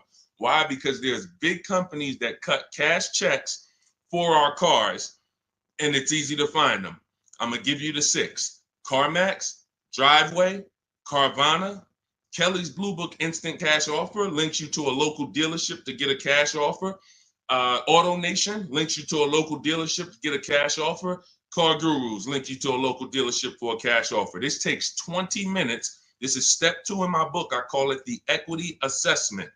You have to maximize the value of your current car. You're also going to learn that we don't mix transactions here.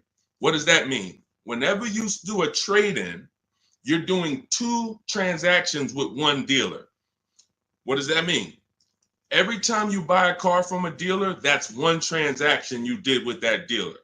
If you trade your car or sell your car to them, because that's what you're doing a 2nd transaction with that dealer. If you get your loan from them, you're doing a 3rd transaction with that dealer. And every time you do that, you're doing exactly what they want, because you're not giving you're not bidding out your loan on the open market to give multiple banks and lenders a chance to compete, and you're not listing your car on the open market, giving all of those 6 buyers that I just named a chance to compete. That's how you get the most money. You cannot get a great deal without maximizing each part of the transaction. You can't think that the same dealer that you bought your car from is going to pay you more money for your old car than anyone else would have paid you. That's why we do not trade. There's only one circumstance where you must trade. That's if you have a lot of negative equity and you can't pay the difference. So if these companies, Carvana, Kelly's Blue Book Instant Cash Offer, CarMax, all the companies I named, they're going to pay you more than any dealer. Now, if you have negative equity after you get those offers, then you'll see, all right, the best thing for you to do is to pay the difference. Because if CarMax's offer is 19 and no one else is going to touch that, that's going to be the smallest amount of negative equity that you can have, because you got the highest amount for the car.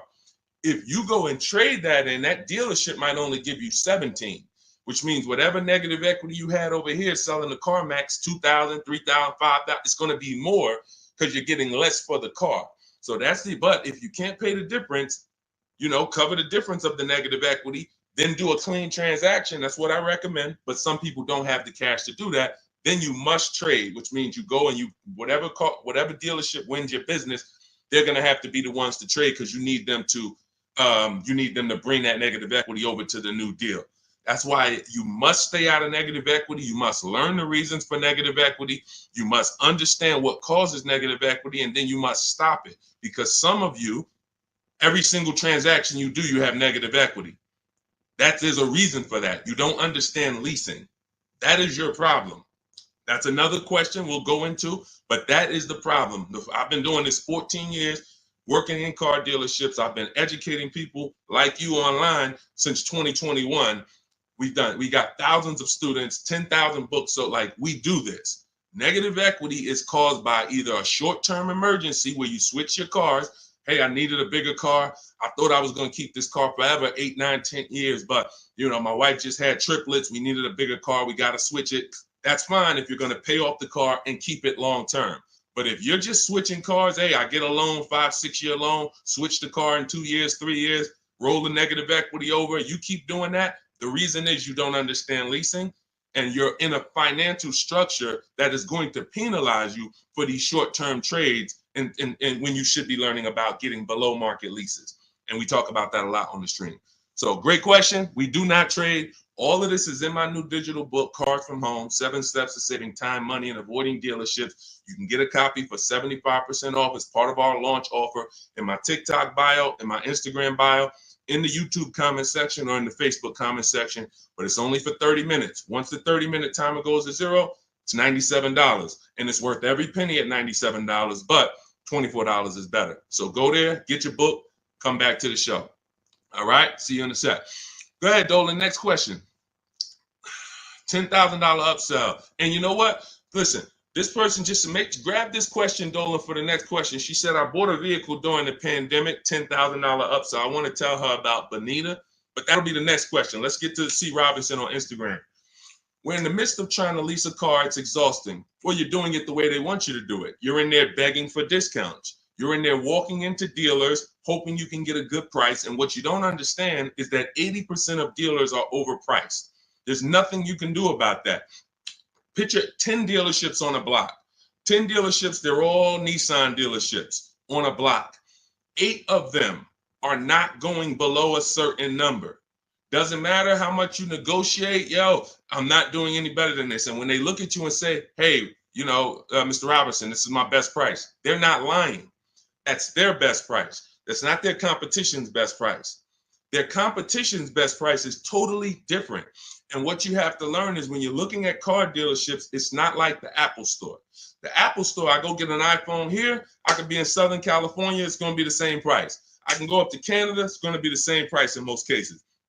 This is a convenience aspect. They fooled you into thinking, oh, the Nissan dealer you're at, we're just the closest one, but we're all the same. They're not the same. They compete every single day to see who's going to sell more cars. They report their numbers at the end of the month. They're competitors. They sell cars for different prices. So what you have to now do is bring that competition into your car shopping. You cannot do it going from dealer to dealer. If 8 out of 10 dealers are overpriced, then you need to figure out, how do I talk to all these dealers or communicate with them at one time to where I'm going to be able to get numbers from all of these dealers or whoever has a car, and I'm going to pick the winner. That is what we do. That's why our entire mindset and philosophy is called Cars from Home. There's only 3 reasons we're in a car dealership: to test drive, then we leave; to have our car appraised if we're selling it to a used car manager, then we leave; or to pick up our car because they don't deliver.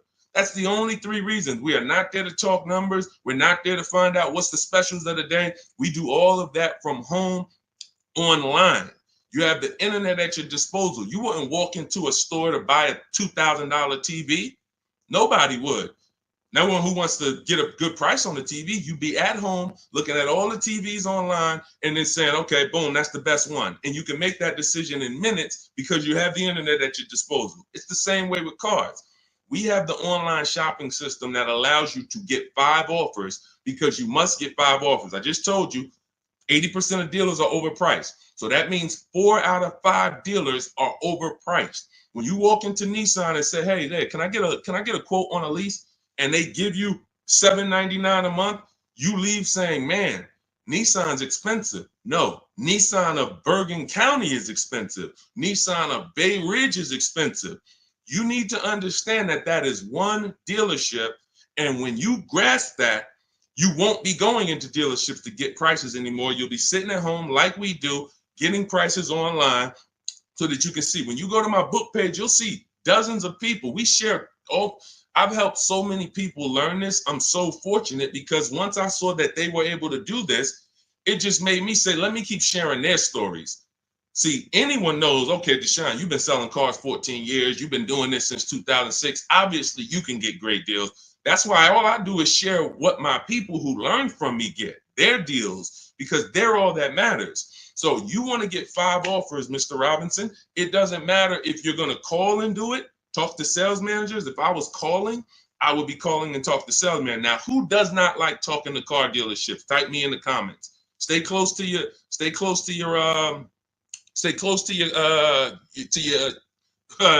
keyboard because I need to interact with you guys. Who does not like talking to car dealers? Because there are some people who do. When I was in Mercedes, it was some people who used to pop into the dealership every 2 months. They just come in. Hey, what are you doing here? And they're like, it's just, they get a thrill out of it. But if you don't like talking to car salesmen, type me or type hate it. I would only talk to managers if I enjoyed talking to car dealerships. I would only talk to managers if I enjoyed it. I would never be talking to car salesmen about a car deal. I would only talk to managers. That's one way to do it. But it's not as easy as our way. Now, if you're not going to use my book, talk to managers. Talk to managers. You must get 5 offers because then you're going to see how the heck is the same car, same $35,000 car. One dealership's charging me $560, no money down. One dealership's charging me $490, no money down. One dealership is charging me $395, no money down. How are these offers so different? because you're proving to yourself what I'm trying to tell you, which is 8 out of 10 are overpriced. That's their best offer. Charlie, that you've been buying cars from for 17 years, you done sent your kids to him, he might not compete. He's happy as long as you keep coming in and letting him control your deal and saying, hey, hey, I made you a good deal. But once you start putting Charlie against the competitors, you're going to see Charlie was probably overcharging you all these years. And he's happy as long as you don't shop. But everything we do is by email. We do not talk to car salesmen. Everything we do is by email. In my book, I have scripts, templates. They're all email scripts. I'm not giving you script. Hey, don't ever say you don't have a trade-in. All of this stuff they've been trying to teach y'all since 2009 that never worked, that still had you having a horrible experience. We don't do that. I'm not teaching you to go negotiate with someone who negotiates 3 times a day, 5 days a week. I'm not going to do that. But what I am going to do is teach you what to say by email to everything they're going to say to move the conversation forward with multiple dealerships at once so you can get 5 to 7 offers. That's why in my book, step 5 is called the 25 to 5, where we connect with 25 dealers online. We do it in 20 minutes, and you use my email scripts to move the conversation forward to get 5 to 7 offers. Once you get 5 to 7 offers, you're going to see the best one. You make your deal in literally minutes. This will take you 90 minutes. This is so simple to do. That old way you'll never go back to. That's the system for buying new cars and leases. Shopping for used cars is different. We still don't talk to salesmen, but it's a different system because we use the marketplaces. But that's your problem with shopping for a lease right now, C. Robertson. You are in the wrong places, talking to the wrong people, trying to beg for discounts when you need to step out of that and start making dealers bid. That's all in my new digital book, Cars from Home, 7 Steps to Saving Time, Money, and Avoiding Dealerships. It's the whole blueprint, step by step. You can't mess it up. We got grandmothers, single mothers, introverts. Doesn't matter. You cannot mess it up. So get your copy for 75% off in my TikTok bio, my Instagram bio, the YouTube comment section, or the Facebook comment section. Only for 30 minutes. Use it. You'll never have these problems again. Go ahead, Dolan. Next question. Great question. Let's go. Negative equity. Can I still get a good trade? Not necessarily. This person has negative equity and they're asking, can I still get a trade in value? I told you the first thing you want to do with negative equity is make sure you're getting the most money for your car. That's super important because if you could have gotten 18 for your car, but you're looking at 16 and you're saying, okay, based on 16, I have $4,000 of negative equity. Well, if you got 18, you'd have 2,000 of negative equity. So part of this entire transaction, which I call the equity assessment, is making sure that I have found the buyers who will cut me a cash check and pay the most money. I do not go into dealerships and have them look at me and say, yeah, well, based on what we could pay, you got about 8,000 negative equity. Again, you're not going to pay more money than CarMax, Driveway, Carvana, Kelly's Blue Book Instant Cash Offer, AutoNation, and Car Guru, Sell My Car. These are 6 offers, and these are people who every day they are fighting to buy vehicles. These are the people you want to be selling your cars to. People who every day all they do is get up and buy cars. People coming in there, hey, I'm here to pick up my check. They inspect the car, go into the accounting department, cut the check. Thank you, sir. Take off the license plate. Next. This is what they do. They're not trying to sell you a car. They're trying to buy cars. That's why we want to put our car in that market. So that's the first thing. Now, when you look at that, I have 2 strategies in my book for negative equity, and then a third one that doesn't lead to a car, because there's only 2 things that I've seen that stop people from getting cars depending on their situation. Credit is too bad, negative equity is too high, and they can't transfer it. We had people, I remember I was at the dealership, I'm at Mercedes, I got people with 800 credit scores not getting a car.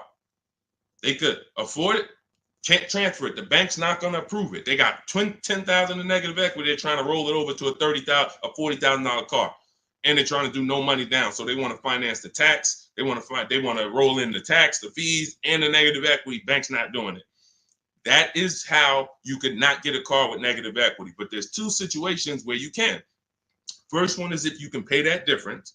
I already mentioned that. You get your 6 offers: driveway, Carvana, Kelly's Blue Book Instant Cash Offer, CarMax, Carvana, Kelly's Blue Book Instant Cash Offer, driveway, and Car Gurus and AutoNation Sell My Car. 6 offers. If you can pay the difference, do it, because now you got a clean transaction. Now there's no baggage. I'm going in to shop for my car. Now, you have to time your transactions. In the book, I teach you how to time the transaction. You're not selling the car to them right away because you got to go find your car first. But here's another great thing about these companies. When you find out your car is worth 18, that's my highest bid. Now let me go shop for my new car. I'm going to keep y'all right there. I might not sell my car to y'all for 30 more days or 45 more days, but y'all going to be right there. They're not going to be like, hey, we only want to buy the car today. If you don't sell it to us today, we don't want it. No, they're going to be there in 30 days. Now, the offer might change a little. I always say you run it again every 2 weeks. See if it's changed. You know, car values do drop, but usually by a small amount. But the point is, once you know what your highest offer is, now let me start getting bids for my new car or my lease, or let me start looking at the market for my used car to find my below market used car. Once I find that car, once I find the 20% dealership, remember that if you're locked in on that 80% are overpriced and 20% are the best prices, type 20 in the comments. For the people who understand, oh, Deshone, I keep hearing you say 80% are overpriced. So that means I should be focused on finding the 20, right? Yes, type 20 into the chat. So I know you are locked in on understanding this. So now you're looking for this 20% dealer who's going to sell the used cars at the best prices, who's going to give you the best prices on the leases. I'm not seeing enough 20s come in the chat. Come on, y'all, lock in. Don't be distracted. It's too many things. Don't be reading other people's comments. We got some weirdos that come in every day. They talking about stuff that's unrelated because they're trying to distract you. You need to focus so that you can keep the most money in your bank account. Serious financial conversation we having right now. So now you're shopping for your 20% dealer. Now, perfect. I found my below market used car. I found my below market offer on my lease. Now, as soon as I find that, I'm asking the used car manager there that I'm about to make the deal with, can you look at my car? Can you tell me what my car is worth? Now, we do this online because a dealership, no used car manager worth their weight or worth their title can't put a number on a car without seeing it. They do it all day long. Sit there, look at the auction, put numbers on cars, So we can literally say, hey, can I send you all the information about my car? Can you give me an idea of what you could pay for it? Once we send them the year, make, model, send them pictures, they might say, okay, look, I'll give you about 17 for it. I need to see it. They're always going to say, I need to see it 100%. But you're about to go over the finish line with them. So now what they can pay for the car is what they can pay. You can't look at what CarMax was giving. You can't look at what you were getting through AutoNation, the car buy. You can't do that because, again, this is a dealership who's beat all their competition to sell you a car. That means they're selling you the car at the lowest price. The chances of them being able to beat all the competitors who wanted to buy your car is very, very slim. Very slim, almost impossible. But every now and then you will run into a deal like this. And this just happened with Melissa. Where's Melissa? Melissa, she gets her 2025 Honda Pilot. She didn't want to buy anymore because I told her about the 8-year rule. She found out she wasn't keeping her cars 8 years. She should be shopping for leases. She was spending so much money buying these cars, replacing them every 3 to 5 years, and she was losing on resale and depreciation. So once she learned about the 8-year rule, this is step 1 in my book, she said, Deshone, I'm not buying anymore. I'm going to be leasing. So she shops for her below market lease. She ends up getting a cash check. She gets her highest offer from Carvana for her old 2018. It left her with $12,000 of equity. Now, once she made her deal on the Honda, she asked the used car manager to look at the Kia. He matched the Carvana offer and gave her $12,000. That does happen sometimes. Every now and then, you're buying from a dealer and they can look at that used car and say, you know what, that car is valuable to me. And they will be able to match the offer that you got from the online buyers. But it doesn't happen in most cases. So you usually, but you don't want to get rich. You know, if I knew that I was getting 19 over here and they tried to offer me 14, that's when I'm going to be like, hold on, I might have to go and look at my other offer or my next best offer because it sounds like you're a little too low. But this is what you are. When you're at the mercy of trading, this is what you do. You can look at the market value of what you get and you're like, I know you're giving me nowhere near that. That's why I need y'all not to be trading cars. Get out of negative equity, stay out of negative equity, understand the cause for negative equity. You should be leasing cars, not buying them. The reason you have negative equity is because you buy cars, take out 5-6 year loans, 7, God forbid longer than 6. You're not paying them off. You're replacing the cars before the loans are paid. And this is continuing to keep you in a cycle of burying yourself in negative equity when you could be paying hundreds of dollars less, leasing cars, getting the mileage you need because you pick the mileage on a lease, driving new cars, always under warranty, and paying a whole lot less hassle-free if you just understand leasing. So feel free to ask questions about leases, and we'll go into detail about that. But that's the answer to your question. Everything we're teaching is in my new digital book, Cars from Home, 7 Steps to Saving Time, Money, and Avoiding Dealerships. You can Google it.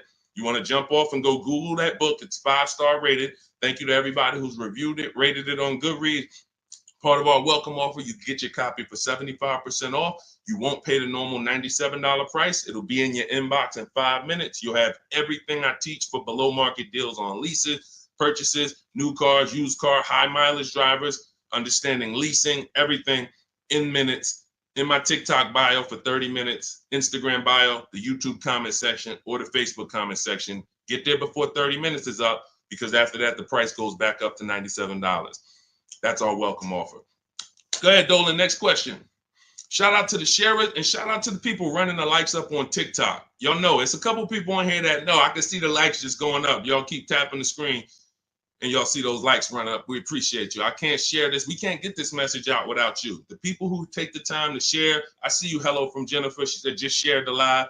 Everyone who shares these broadcasts, who tags their friends, we appreciate you. Y'all are the real ones.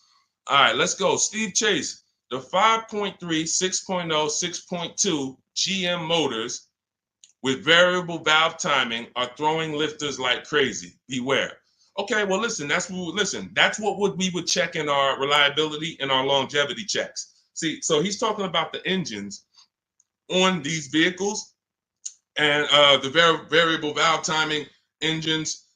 Listen, there are cars that are new cars that have serious problems, especially when you consider what happened in 2020 to 2023, when we had a limited inventory supply, but we had people trying to build cars to get them out to satisfy demand. So you had a lot of cars being built on the fly.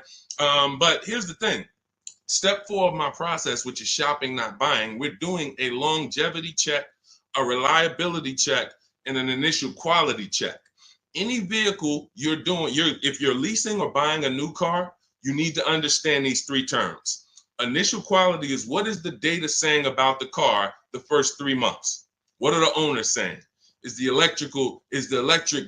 technology clunky? Is it hard to use? That's initial quality. First 90 days that the vehicle has been in existence, what is the data saying? Reliability is the first 3 months. What are owners saying the first 3 months about this vehicle? What is the data showing? Not your neighbor. Your neighbor is not the data. Hey, I love this car, Steve. Okay, there's 10,000, 50,000 other people that have this car, and maybe 10% of them don't love this car because it's an issue going. You might have got a good one, they didn't. We need to know what the data says. So reliability is the first 3 years. Longevity is the long term.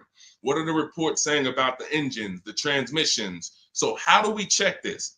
It takes us 5 to 8 minutes. You type in the year, the specific year, make, and model of the vehicle you're looking at. You do not type in Kia Sorento reliability. No. 2019 might have been trash, but they saw the data and they fixed it in 2020 is great. You must type in the specific year. So you're going to type in 2020 Kia Sorento initial quality. And you're going to just skim the first articles on Google and see, what is it saying? Okay, this initial quality, owners report these issues, electric issues. Just skim the first page, look at the major third-party websites. Do not look at any websites that were made by a dealership or the brand that makes the car. Don't look at KiaNews.com. No, you want to look at the third-party sites to see what they're saying about this vehicle. Now, you move to, once it passes that check, You move to the reliability. 2020 Kia Sorento, reliability. Skim the articles. What is it saying? See any red? This vehicle, owners report less than average reliability on this vehicle. That's a problem. So once it passes that check, we move to the last one. And you don't have to do this if you're leasing. You're only doing this last one if you're buying. 2020 Kia Sorento, longevity. That's going to tell you right at the top. Owners report these engines last 80, 90,000, transmission issues, 80, 90,000 miles. Or sometimes you'll see right at the top, these vehicles last 200 to 300,000 miles when taken care of, well maintained. That's a great sign. Now, how do we make sure that the vehicle's been well maintained? That's a different issue. We talked about that a little earlier. This is how we do it with service records and all of that. But you must check what Steve is talking about is the DNA of the vehicle. That's what I call the DNA of the vehicle. An engine that they made, a transmission that they made, a steering system that they made. It's either good, great, or bad. If you got problems, you can't change the steering. You can't find one that was well maintained and taken care of and say, all right, great. Now I don't have to worry about those issues. Yes, you do, because they made the car like that. They made it with a bad steering system. They made it with a bad transmission. So when you do that, this is step 4 in my book, Cars from Home, 7 Steps to Saving Time, Money, and Avoiding Dealership. Step 7 is delivery. But step 1, most important question, leasing versus buying. We go into that. Step 2 is the equity assessment to make sure we get more for our vehicle, for our old replacement car. And that includes leases. Some of you didn't know you could sell leases. We've been doing it for 3-4 years, teaching people how to do it. That's in the equity assessment step.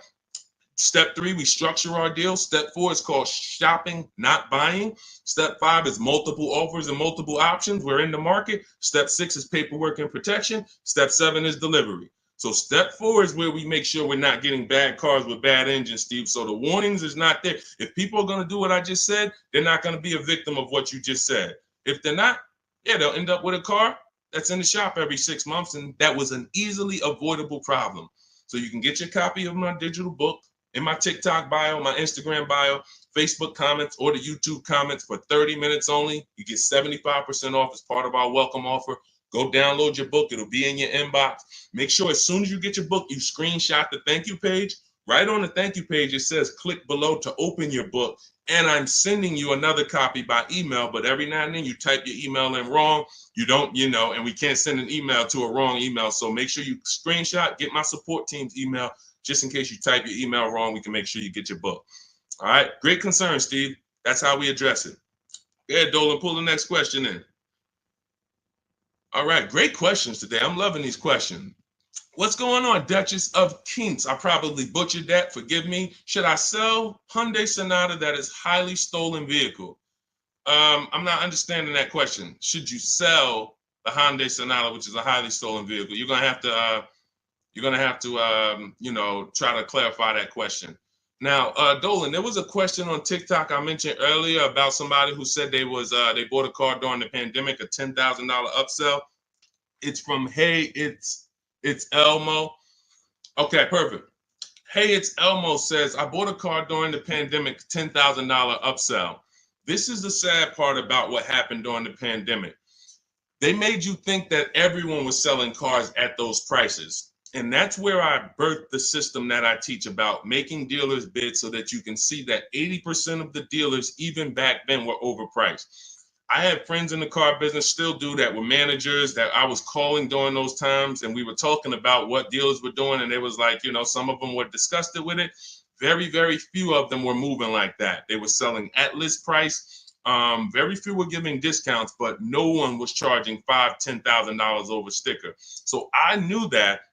And my mission was to teach people back then that you have to get bids from multiple dealers, because the 80% who you guys know are the overpriced dealers. If you've been on this stream, 80% of dealers are overpriced, 8 out of 10. If there's 8 Kia dealerships on the road, 8 of them, no matter how much you negotiate, are never going to be as low as the other 2. The other 2 are the competitor. They want to beat their competition. They don't care if they make $1,000 profit on a deal. As long as they're beating their competitors, they want to do it. These other dealers will be like, hey, I need to make at least $4,000 on this car. I'm not selling it.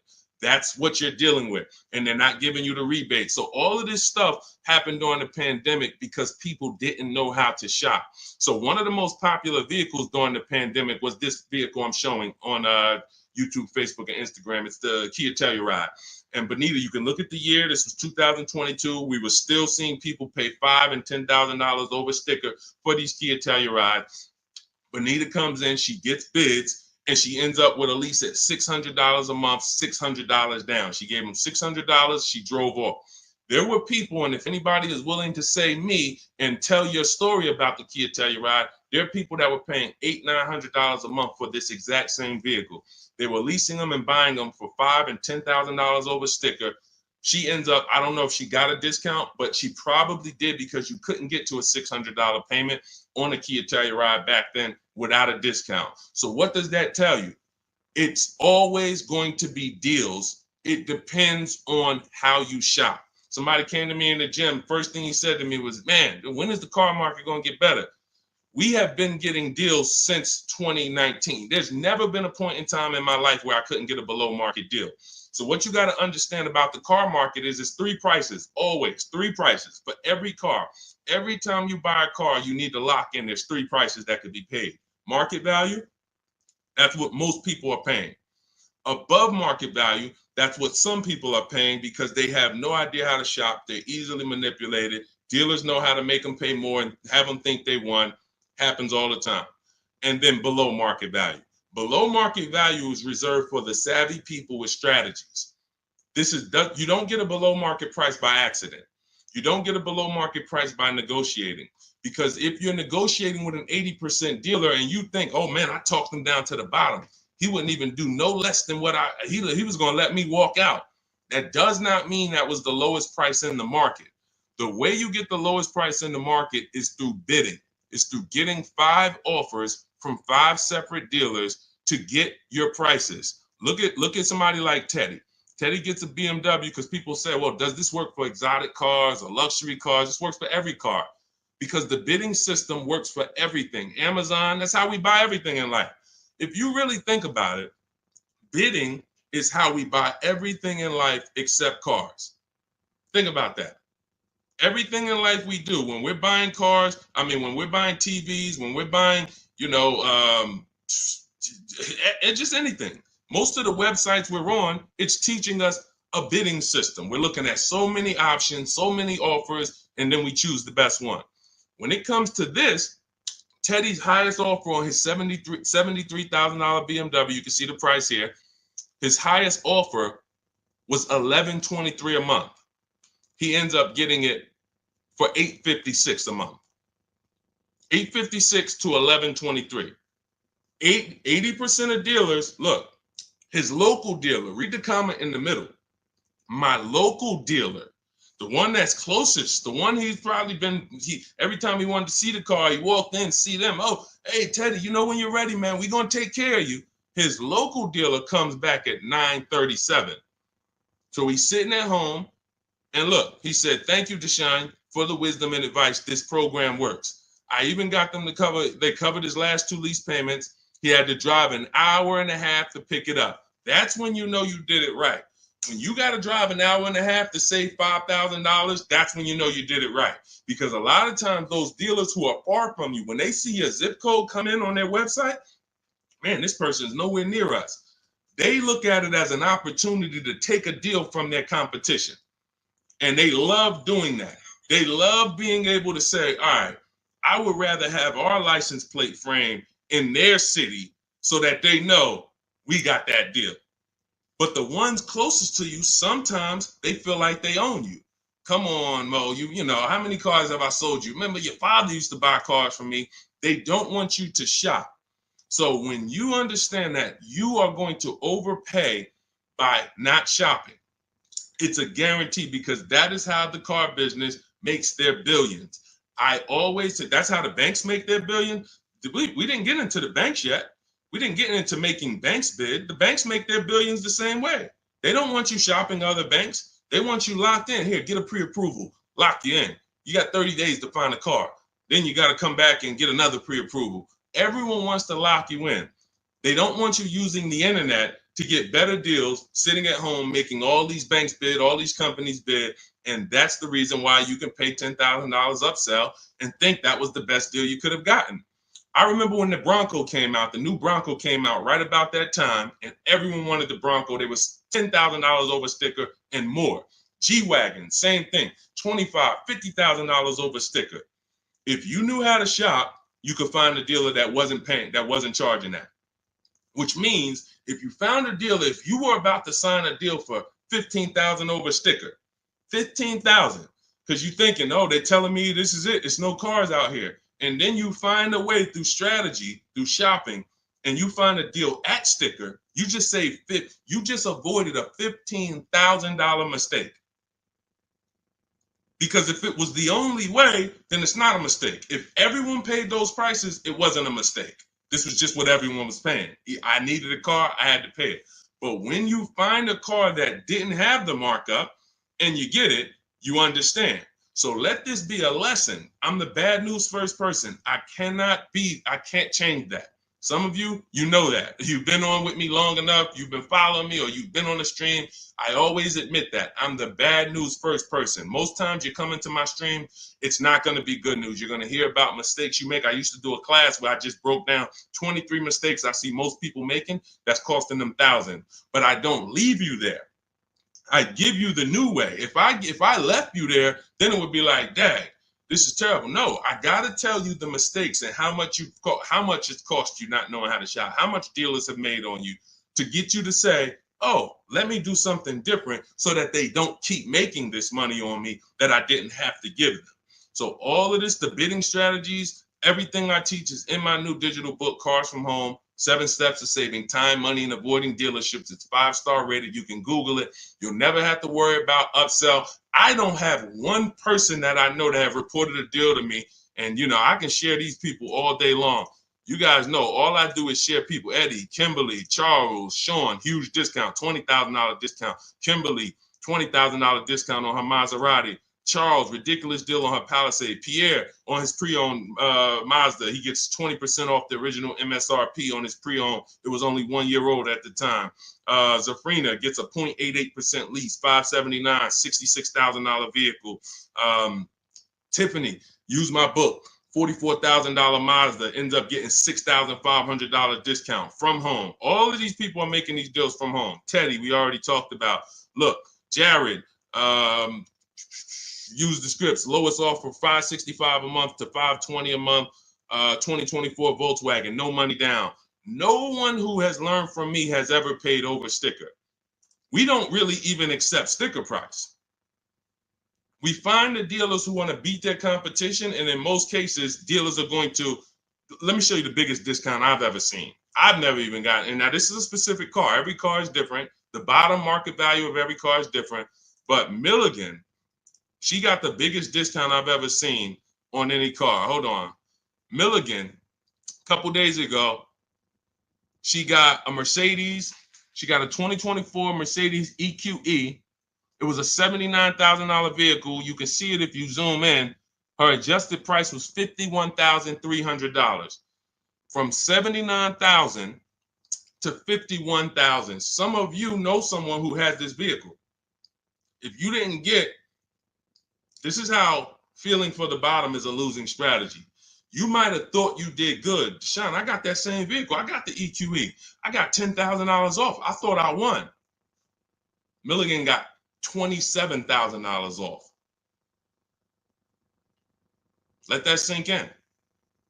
You can't feel for the bottom. You can only have dealers bid to find the bottom. You don't know what the bottom is. They want you to think you won. Hey, you got 10,000. Ain't that good enough? Yeah, I guess. I never got 10,000 off a car before. If this particular case, you would have lost $17,000 overpayment. So this is what bidding gets you. You want to learn to make people bid and stop negotiating with one dealer or two dealers. It's a losing strategy. All right, go ahead, Dolan. Next question. Great questions today. Keep them coming. Keep them coming. Dang, y'all running the likes up on TikTok. Thank you so much. We on 2 TikTok channels right now, if y'all didn't know. Every time y'all hear something y'all like, y'all keep running those likes up, man. I appreciate it. That really matters. And shout out to the people who shared, who tagged somebody. If you haven't tagged your best friend into the broadcast, I got to question what type of friend you are. Your best friend out here right now, car shop, and you don't even know it. And you getting all this gold and you haven't tagged them in. What's up, Tracy on TikTok? Lease is up in 2 months. Use the private broker. How do I know if he gives a good deal? Great question. Most brokers are ripping you off. And here's the thing, they're controlling your deal. They're not bad people. They're just about the profit. So as a broker, we work on trust. When I was a broker, it was a trust system. So I care about you more than the dealer. Let me represent your interests. Here's the problem. If you don't have a broker who's sincerely shopping the market for you, then you're losing. We always separate our transactions. I call them the 3 pillars of great car deals. Who you buy your car from, that's one pillar. You need to get a great deal there. You need to get the best deal, who you buy your car from, 80% to 20%. Who I sell my car to, that's another transaction. And that includes an old lease. We haven't talked about selling leases yet. No one's asked. But we sell leases. If there's equity, we sell them. So if you give that broker your old lease and you didn't do an equity assessment, now they have control of that. And then lastly, if you're not leasing, you're getting a loan, who you get your loan from. That's the 3rd transaction. So there's money in each of these transactions. There might be $7,000 with rebates and discounts in the car you're buying. Could be more. You saw Milligan's deal. She got $27,000 off. It was huge rebates that no one knew about. Then you have money in your old car. You might have a couple thousand equity in your lease or equity in your old car. Now you're giving them control of that. And now the car that you're, if you're getting a loan, the interest rate, you're giving them control of that. If you could have got 5.9, but they're giving you 7.9, then there's markups in your interest rate. There could be $2,000, $3,000 in markups there. So you're giving them control of all of this money. So how do we sincerely know if a broker has gotten us a great deal or not? They're giving us a market report. See, in Cars from Home, in my book, you're going to learn to do a market report. Very simple. 25 dealers in my book, step 5, we reach out to 25 dealers online. Takes us 20 minutes for a new car or a lease. I call it the 25 to 5 because we're connecting with 25 dealers online using my email script, and we're going to get 5 offers minimum. 25 to 5. So at the end of making our deal, everyone who I just showed you has a market report. They know what this dealer said, what this dealer said, what this dealer said, what this dealer said. This dealer didn't have a car. This dealer didn't have a car. This dealer had a car, it was the wrong color. This dealer, then they have these offers so that they know they didn't leave any money on the table. And they do this in 90 minutes. So literally connecting with 20 dealers takes 20 minutes. Using my scripts and all my copy and paste stuff takes 90 minutes to make these deals online. And we know that we didn't overpay. If you're buying your new car, you're looking at all these offers, you guarantee I didn't overpay. If you're getting your selling your old car, what are the numbers from CarMax, Kelly's Blue Book, Instant Cash Offer, Carvana, Driveway, AutoNation, and Car Gurus? What are those 6 offers? If the broker didn't tell you this is what the 6 offers are, this is what your offers are for your old car, they usually have a wholesaler that buys the cars from them. Hey, this person wants to sell a car. Hey, what could you pay me? And then this wholesaler cuts them a check for $1,000, $1,500, $2,000, and then they take the car.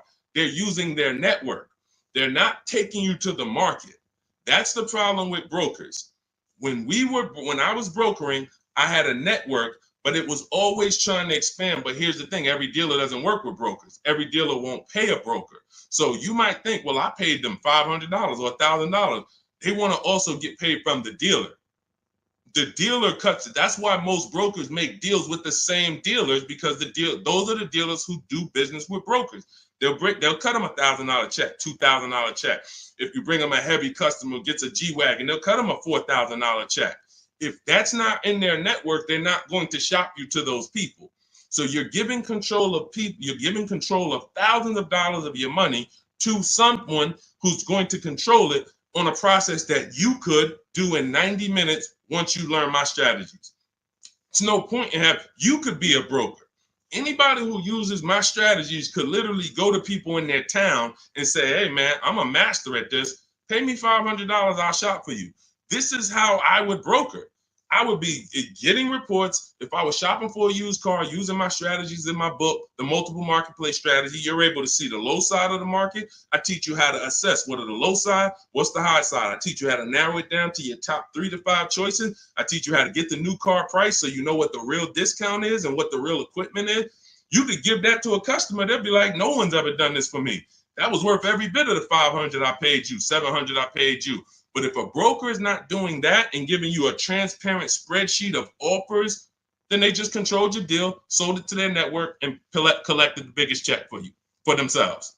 That's how it works. So get your copy of Cars from Home, my new digital book, 7 steps to saving time, money, and avoiding dealerships. Part of our welcome offer. You get it for 75% off. It'll be in your inbox in literally minutes. You can go to my TikTok bio, my Instagram bio, click the website, or my Facebook comments, or my YouTube comments. Click the website to activate your 75% off.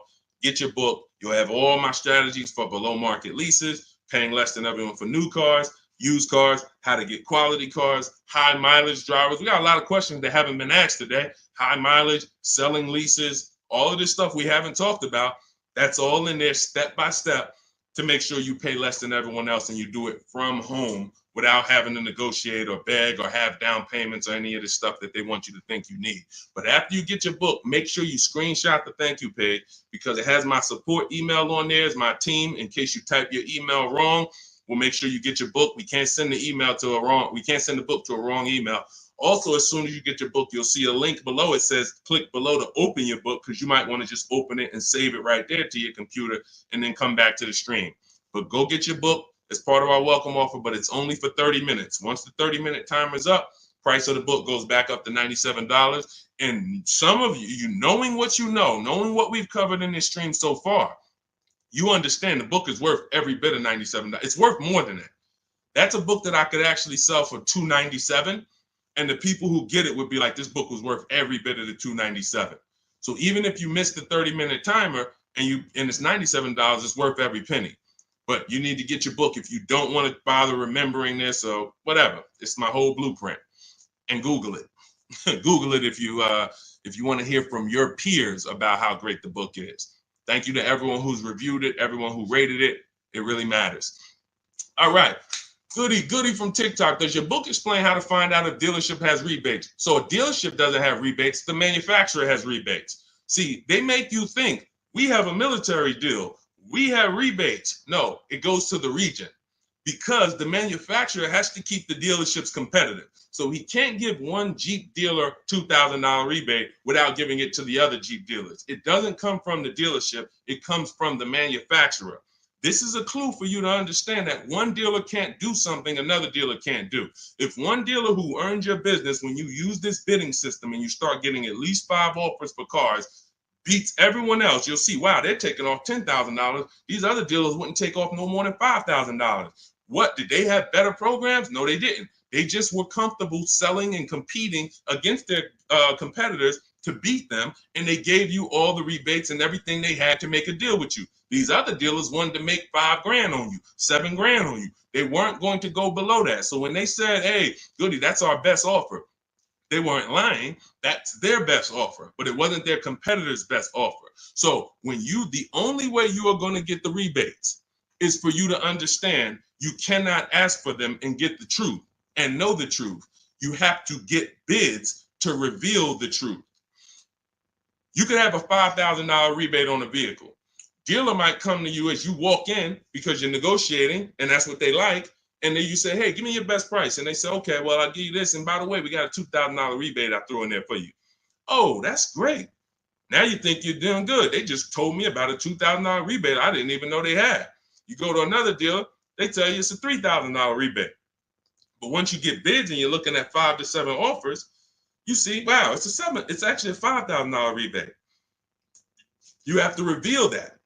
We had a woman in California, Shonda, she was buying a Volvo XC60 or XC90 at the time. She's using our strategies. She's in Northern California. She got a Costco program rebate on our scripts in my book. I teach you how to put any affiliations you have. There's certain things you must have when you contact a dealer for a new car quote or a lease quote. They need to know your zip code, what you do for a living, what vehicles in your household. Many of you can't get quotes because you're just not giving the dealer what they need to actually give you a quote. So that's why I have the templates in there that you just fill in, send it to them. So on her deals, she sees that there's a rebate for Costco members. There's also some other rebates, but she found out that the best price she was getting was in Southern California. It was 3,000 or 4,000 less than all the dealers in Northern California. So I said, well, what are you going to do? She said, I just booked a plane ticket. It was $79. I said, that's exactly what I would have did.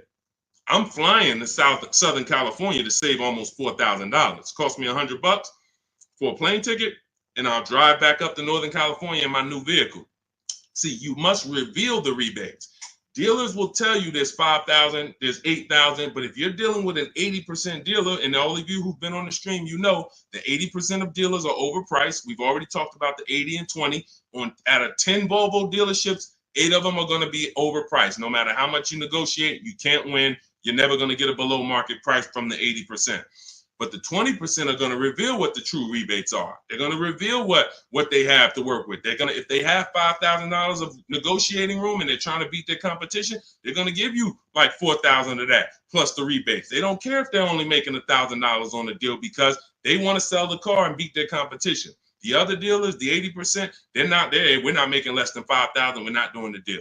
And that's it. We'll sell it to somebody else. We'll sell it to somebody else who doesn't know how to shop. We'll sell it to someone else who walks in and tries to negotiate with us. We'll sell it to somebody else who doesn't make us compete against competitors. We're not going that low to earn your business, Mr. Goody. So that's okay. That's why we sit at home. We talk, we communicate with not just them, but with all of their competitors. That's why the strategy in step 5 is called the 25 to 5. You're going to be connecting with 25 dealers in 20 minutes using my email scripts to get 5 to 7 offers. And next thing you know, you found the highest offer, the best offer, and it might be an hour and a half away. Look at Sean's deal where he saved $20,000 on his F-150 Lightning. Some of you may know someone who has this vehicle. Didn't save 20 grand off of it. Look, he said $73,000 F-150 Lightning. He ends up getting $49.90 discount plus $15,500 in rebates. Now, I go to him and I said, look, because some of you would have been like, wow, that sounds like a good deal. We need to go and take that deal. But here's what I had to ask him. I had to ask him, if you don't know, if you haven't seen the other offers, we don't know for sure this is the best deal. We don't know for sure this is the best deal because what if you could have been Milligan and you could have got $27,000 off? Type dollar signs if you want all the money off. Type all the money if you want all the money. If you would be mad saving 20,000 because you could have saved 27, if that extra 7,000 would make you mad, would bother you, you didn't get that, type all the money. Type dollar signs if you like Deshone. Yeah, I don't care if I'm getting 20. If I could have got 27, I want the 27. So this is how we prevent that. You must get offers to find out. So the $15,500 discount from Sean is we don't know it's the best offer until we look at the other offers. Now let me find the clip where he explained how he had to go outside his state. Hold on, I got a lot of pictures here. He had to go outside his state to actually get the best offer. Hold on. Here we go, right here. He says, I guess I could have put a little more info on here. Yes, he said, I got about 15 quotes. I couldn't find anything under MSRP. I ended up expanding my search to 150 miles outside my area to find this deal. I'm going to another state to pick this up, which is something I never would have thought before. And I can't see the rest because the comment's blocking it. So he was local minded like you. I'm just going to find the best deal locally. Once he starts using my systems and finding out, wait, I could talk to a dealer that's 200 miles away from me the same way I'm talking to a dealer that's 20 minutes away from me. He expands his search. The dealer who's in the next state over saves him 20 grand total, gives him all the rebates. He drives to the next state to pick it up. That is how you win. What's up, Aways? Good to see you. That is how you win. Local business is dead. That doesn't mean the local dealer won't win the bid, but they must win the bid. Car dealers are not your friends. Hey, you might have been, it's going to be hard for you if you've been inviting your car salesman to the barbecues and they know all your kids and all of that. The whole thing is trust. That's what they're basing it off of. And watch this. If they don't mind competing, you can still come to the barbecues. But I need to make you compete with your competitors, because I need to know if the price you're giving me is truly the best price. And if I've been your customer for 10, 15 years and you sold cars to my family, then every time you see we need a car and you see I'm putting you up against your competitors, you should be like, well, that's Mr. Goody right there. You go out, talk to your general manager, go to him and say, hey, look, I know we don't normally sell a car below this, but this guy, he's shopping different now. He used to just walk in and let us negotiate with him, and we make five grand on him, 4 grand, 3 grand, 8 grand. And now he's making us shop. I don't really want to lose this guy's business because they buy a lot of cars. Can we do something to beat all our competitors? Talk to your general manager and get it done. I go to his barbecues, he's invited me over. I know his kids. But if they get mad at you because they're like, wait, come on, what do you mean you put me through all of this now? Then you understand. You've been making money on me for years, and now you're pissed off because I'm making you compete. That's good. We needed to know that. Thanks a lot, Charlie. Hey, hope you enjoyed the barbecues. You won't be back. All of this is in my digital book, my new book called Cars from Home, 7 Steps to Saving Time, Money, and Avoiding Dealerships. You can get it for 75% off as part of our welcome offer. In my TikTok bio, click the picture of me. My Instagram bio, click the picture of me. You'll see a website there, and then click the button that says 75% off my new book as part of our welcome offer. I have one or the Facebook comments, no matter where you're at. Get your book, but it's only for 30 minutes. After that, price goes back up to $97. So $97 is worth it. $24 is even better, and it'll be in your inbox in 5 minutes. You'll have all my strategies for below market leases, below market purchases, below market used cars, leasing versus buying, bank bidding war, making banks and credit unions bid without hurting your credit. Everything will be there for you for $24 if you get there before the 30 minutes is up. Go ahead, Dolan. Great show. I'm loving the questions today. If you're getting value out of what we're doing so far, I want you to type value in the comment section. If you are getting value out of what we're doing, shout out to the people that's locked in. Shout out to the people that are locked in. I want you to type value, value, value, value, value, value, value, value, value. I see. This is all we do. I told you from the moment we started the stream, we don't play around here. We don't hold back. All we do is, all I want you doing is emailing me and writing me with your car deals. I want to be pulling your deals into the stream, just like I'm showing Rosalie, just like I'm showing Jen, just like I'm showing Ansley, just like I'm showing Vincent, just like I'm showing, look, Tasha. I want to be pulling your deals into the stream. And that's all I care about. Everyone knows I can get below market deals. There's nobody on this stream that would be like, hey, Deshone, man, you've been in the car business since 2006. Absolutely. But your deals is what proved the system worked. Once I saw people doing this in 2021, it proved to me that the system works. Now let's just have more people use the system. All right, let's go. We don't talk, T. I don't talk. There's no way. In fact, you said, how can we talk? Hit the Shop with Deshone button. In my bio is a button that says Shop with Deshone. If you qualify for us to do this together, then we can talk. But unfortunately, we got blessed, thank God. We got 2.3 million followers. Everyone wants to buy a car. If I was talking to people, I'd be talking to people all day and we'd be getting things done slow.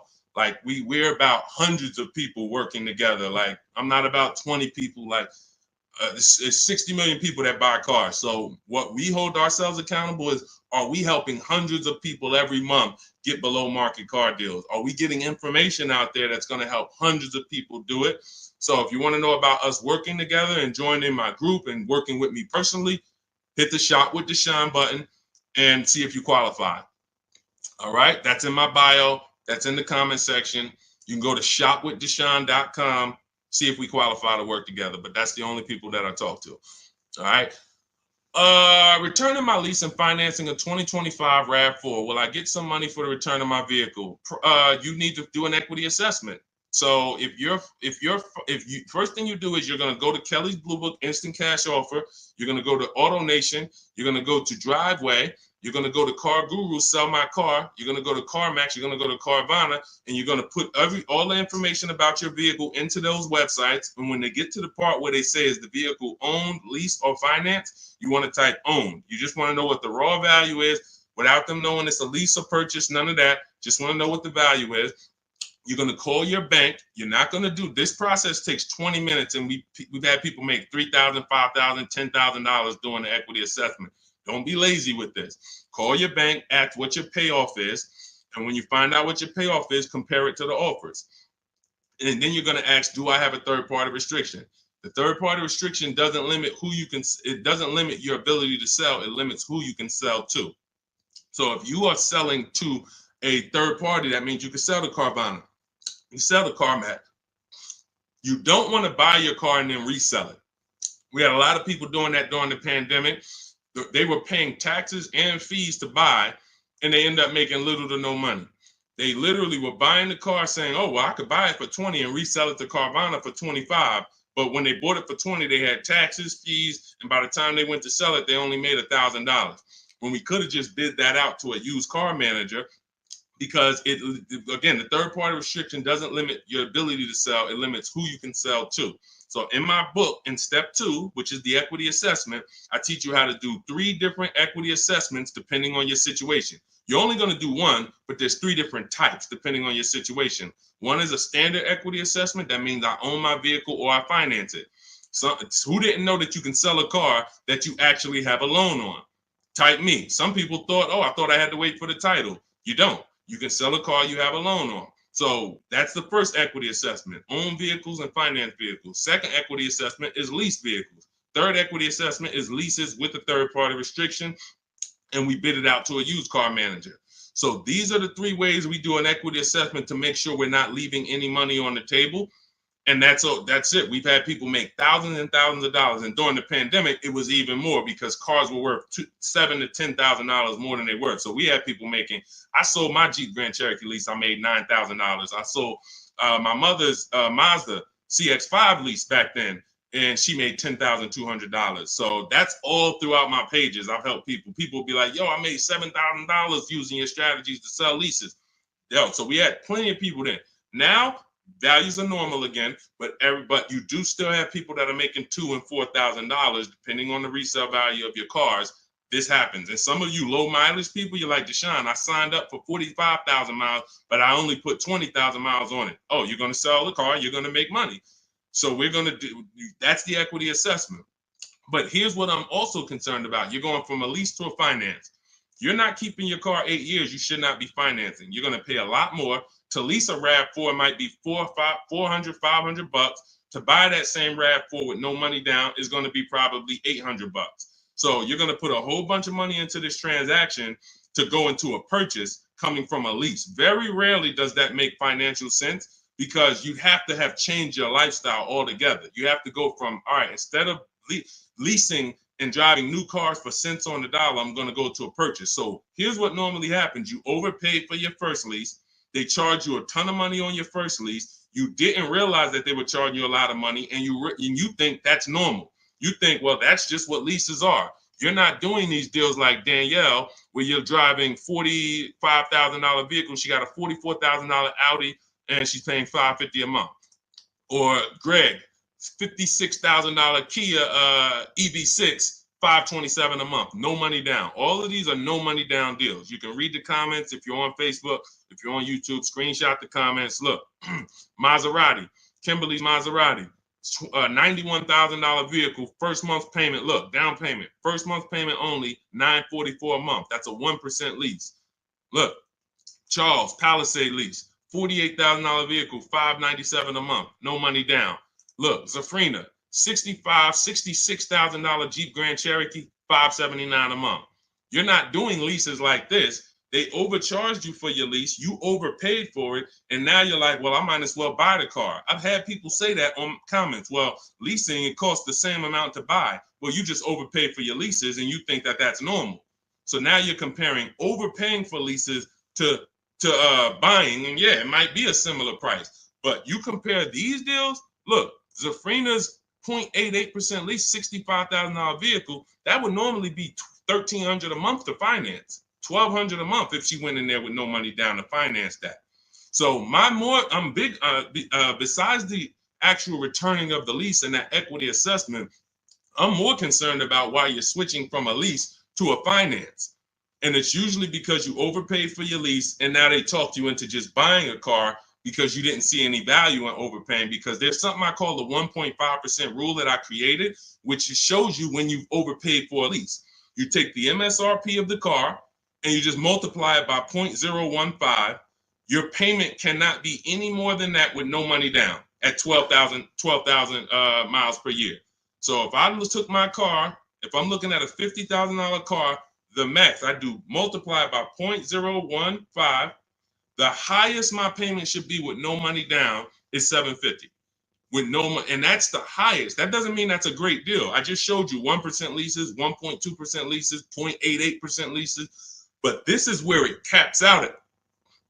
This is where it doesn't make sense to lease the vehicle anymore. You're paying too much money for a vehicle you're giving back. If I multiplied that by 36, I'm paying $27,000 over 3 years for a $50,000 vehicle.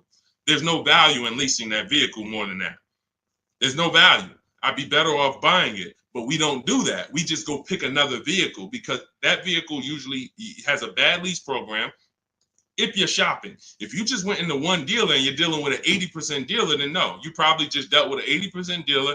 They overcharged you, made $8,000, $9,000, $10,000 on you, and left you out. And you were just like, well, I guess this is it. No, they made a ton of money on you, but that's why you need to learn how to get below market leases. You'll never hear me say you should be leasing cars if you're not keeping your cars 8 years. You'll hear me say, if you're not keeping your cars 8 years, you should be shopping for a below market lease. A below market lease. 1%, 1.2%, no more than 1.5%, getting bids so that you can get all the discounts and all the rebates, and so that you don't end up in an overpriced lease. Below market is all that matters. All of these deals I just showed y'all, if you type them into Google and you saw what the advertisement is for those same cars that we just went over in the last 3 minutes, you would be like, those deals, none of those deals, Danielle, Kimberly, or Maserati, none of them are even nowhere close to what they're advertising those cars for. That's how you know they're below market leases. All right. All of this is in my new digital book, Cars from Home. You get your copy for 75% off. That means you'll get it for $24 if you get there before the 30-minute timer is up. It's part of our welcome offer. It's called Cars from Home, 7 Steps to Saving Time, Money, and Avoiding Dealerships. It's a digital book. It'll be in your inbox in 3 minutes. You can get it in my TikTok bio, in my Instagram bio, in the Facebook comments, or in the YouTube comments for the next 30 minutes. Make sure as soon as you get your book, you screenshot the thank you page. And on that thank you page is the link to open the book. So you can literally open it, start using all of these strategies for the rest of your life. And every time something changes in the market, I update the book. Vroom used to be in the book. Some of you know Vroom went out of business. I went right into the master file, took Vroom out, updated it. If I update a script, I go right into the scripts, update the master file. You open the book. Every time you open that link, it's a new copy of the book. So that's the things I couldn't do with a physical book. Things change. We use online systems. New websites come into the business. Websites go out of business. We need to make sure it's flexible. Every time something happens, we update it. Boom, and you got the latest and greatest strategies. Beautiful. Grab your book, 75% off before the 30-minute timer hits 0. All right, y'all. Listen, we did a lot. I have bad credit strategies in there, Lady Forever. Or no, in your case, you have fair credit. So I like to see you get your credit up to like 660, 670. Same thing with a house. If you got 625, you qualify for some programs. But if you get yourself to a 660, 670, you qualify for better programs. So I like to say with cars, get yourself out of that manipulation zone. That manipulation zone is really the mid-6s. Most people could qualify for tier 1 on a lot of vehicles with a 670 score, 660. And it also depends on your profile. In my book, I teach you about profile. It's more important than score. You know, profile is part one. Your score is part of it, but also part of it is your income. Also part of it is comparable credit. Do you have any car loans that you've paid on time?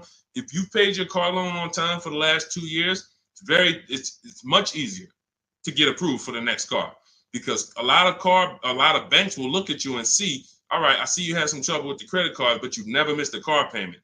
Those people, that weighs, that matters. So I talk about this in my book. But if you can't get yourself up to a 660 score, 670, that puts you in a position to really qualify for a lot of major leases and tier one programs. So, all right, y'all, listen, this has been great. This has been great. We had a lot of great questions today. We'll be back for another stream. All of you who have the book, I want you to send me your deals. When you make your deals, email them to me so that I can bring them into the show. I got a lot more people, a lot of emails. I don't always get a chance to go through my emails because I get a lot of them, but I got to go through a lot of my emails because I have people who are sending me their deals and I haven't had a chance to bring them into the show. But yes, good morning. I got the book already. I'm confused about how to calculate a deal on a used car. Just when you narrow it down to your top choices, get the new price, use the true value calculator, put the new car price in with the asking price, and it'll tell you what the true value discount is. We buy based on the true value discount. We didn't get a chance to talk about that in the stream today. Again, there's so much in the book. We could be here for 2.5 hours talking about different things, because me talking to you about leasing is different than what I'm talking to a person who's buying a used car about. That's different than a person who's buying a used car cash or buying a new car cash. That's different than a person who's going to be using the bank bidding war and putting banks against each other. That's different than a person who's going to be coming from a lease, selling their lease. That's different than a person who's going to be selling their lease with a third-party restriction. That's why in my book, you're not reading everyone's strategies. You're only reading what matters to you. I have links where it warps you to the next section that is applicable for you. If you're not leasing, you're not reading anything about leasing. You're on a purchase path and you get to the end of the section and it says, okay, if you're purchasing, then based on this, click this link. If you're doing this, if you have good credit score, click this link, it warps you here. If you have bad credit score, click this, it warps you here. So it's all about making sure you're on a path that is applicable to you, not following a bunch of advice that is for someone else or even a deal you might make later. You'll use the used car strategies, but that's later. Right now, I'm on the lease path. I don't need to read about used cars. This is how you stay focused and get to your goal really quick. But that's how we do. Just follow it again. You got to realize this is a new system for you. You're not used to having a process. So if you need to just go through the steps again, let me make sure. He said, do this first. Let me make sure I did that. Said, go to the websites, open up accounts. Okay. If you didn't go to the marketplaces and open up accounts, you skipped the process. You can't just open the websites and then don't set up your accounts, because now every time you come back to the marketplaces to shop for your used cars, you don't have any alerts. You don't have any new inventory alerts. You're not getting alerts of the new inventory. He says, set up a shopping email so I don't mix it with my personal email.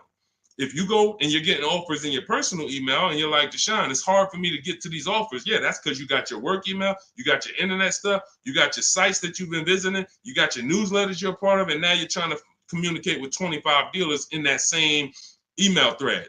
It's never going to work. That's why I set up a shopping email.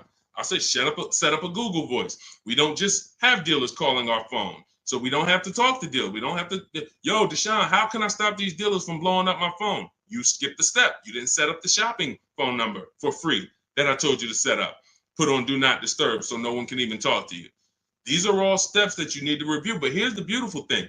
Once you get this, it's the muscle memory. See, I could do this in 90 minutes, 60 minutes sometimes, because I've done this hundreds of times for other people, myself, and I wrote the blueprint.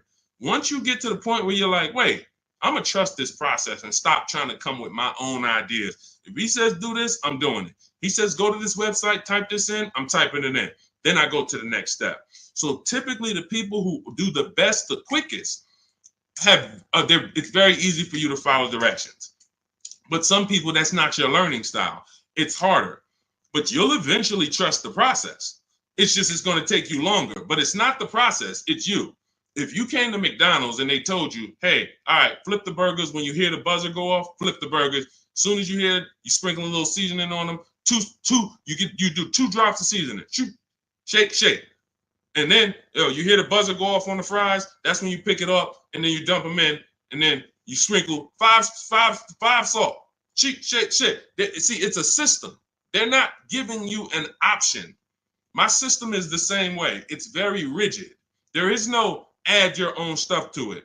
Deshone, I was on the websites. I was looking at some of the lease offers, man. They look bad. Where in the book did I tell you to go to websites? Oh, no, you didn't. Why'd you do it then? You're mixing your own stuff. So again, the people who have an easy time following direction, military people usually, a lot of military people come in and they get right to it. They're like, Deshone, like I had one girl tell me, she's like, I'm in the military. So as soon as I saw the directions, I'm just trained to follow. That's how I got to it quick. But some of you, it's going to take you a little while because you're an overthinker. That's okay.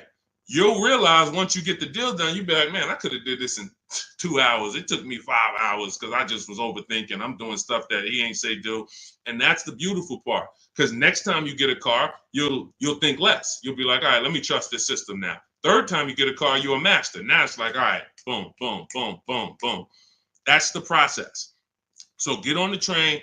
Get your copy of Cars from Home, 7 Steps to Saving Time, Money, and Avoiding Dealerships. It's a digital book, so it'll be in your inbox in 3 minutes. You can start using these strategies for the rest of your life, sharing them with your families, shopping empowered, making dealers and banks bid. You're no longer begging for deals. You're no longer spending an hour in a dealership. My God, I've gotten so many cars. I've never spent an hour in a dealership. Since 2015, I have not spent 1 hour in a car dealership to get a car, not one. And I show you my car deals, I talk about them, I pay less than everyone. Unless you were using my strategies, then we'll probably pay the same amount.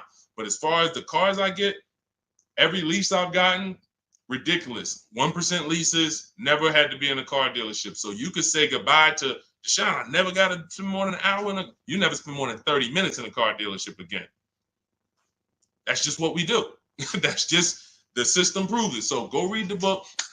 Go get your copy, 75% off in my TikTok bio, my Instagram bio, the Facebook comment, or the YouTube comments. Click the link and then click the button that says 75% off. Welcome offer. Make sure you get there before the 30 minutes is up. All right, we'll be back. We will be back to talk more. But everyone who got the book, I will see you in the book because you'll be linking the videos with me. You'll see I got a bunch of surprises in there. So go get your book. And I'll see you all on the next stream. God bless you.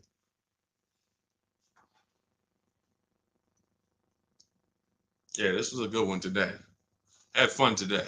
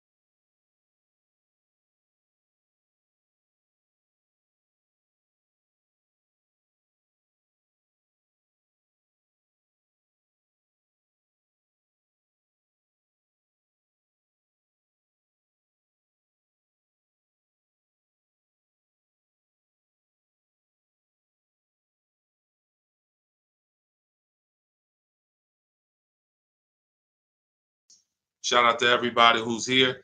We're about to start our car shopping questions and answers live. We'll be answering as many questions about car shopping, leasing, buying, pre-owned cars as we can in about an hour. So feel free to start typing them, and we'll get the show on the road. If you don't know me, my name is Deshone. I'm known as Deshone the Auto Advisor. All I do is focus on teaching people online strategies to pay less than everyone else for new cars, used cars, and leases. I spent 14 years in the car business. In the last 3 years, I've been teaching people like you all around the country how to get below market deals. It's only 3 prices you can pay for any car: market value, above market value, or below market value.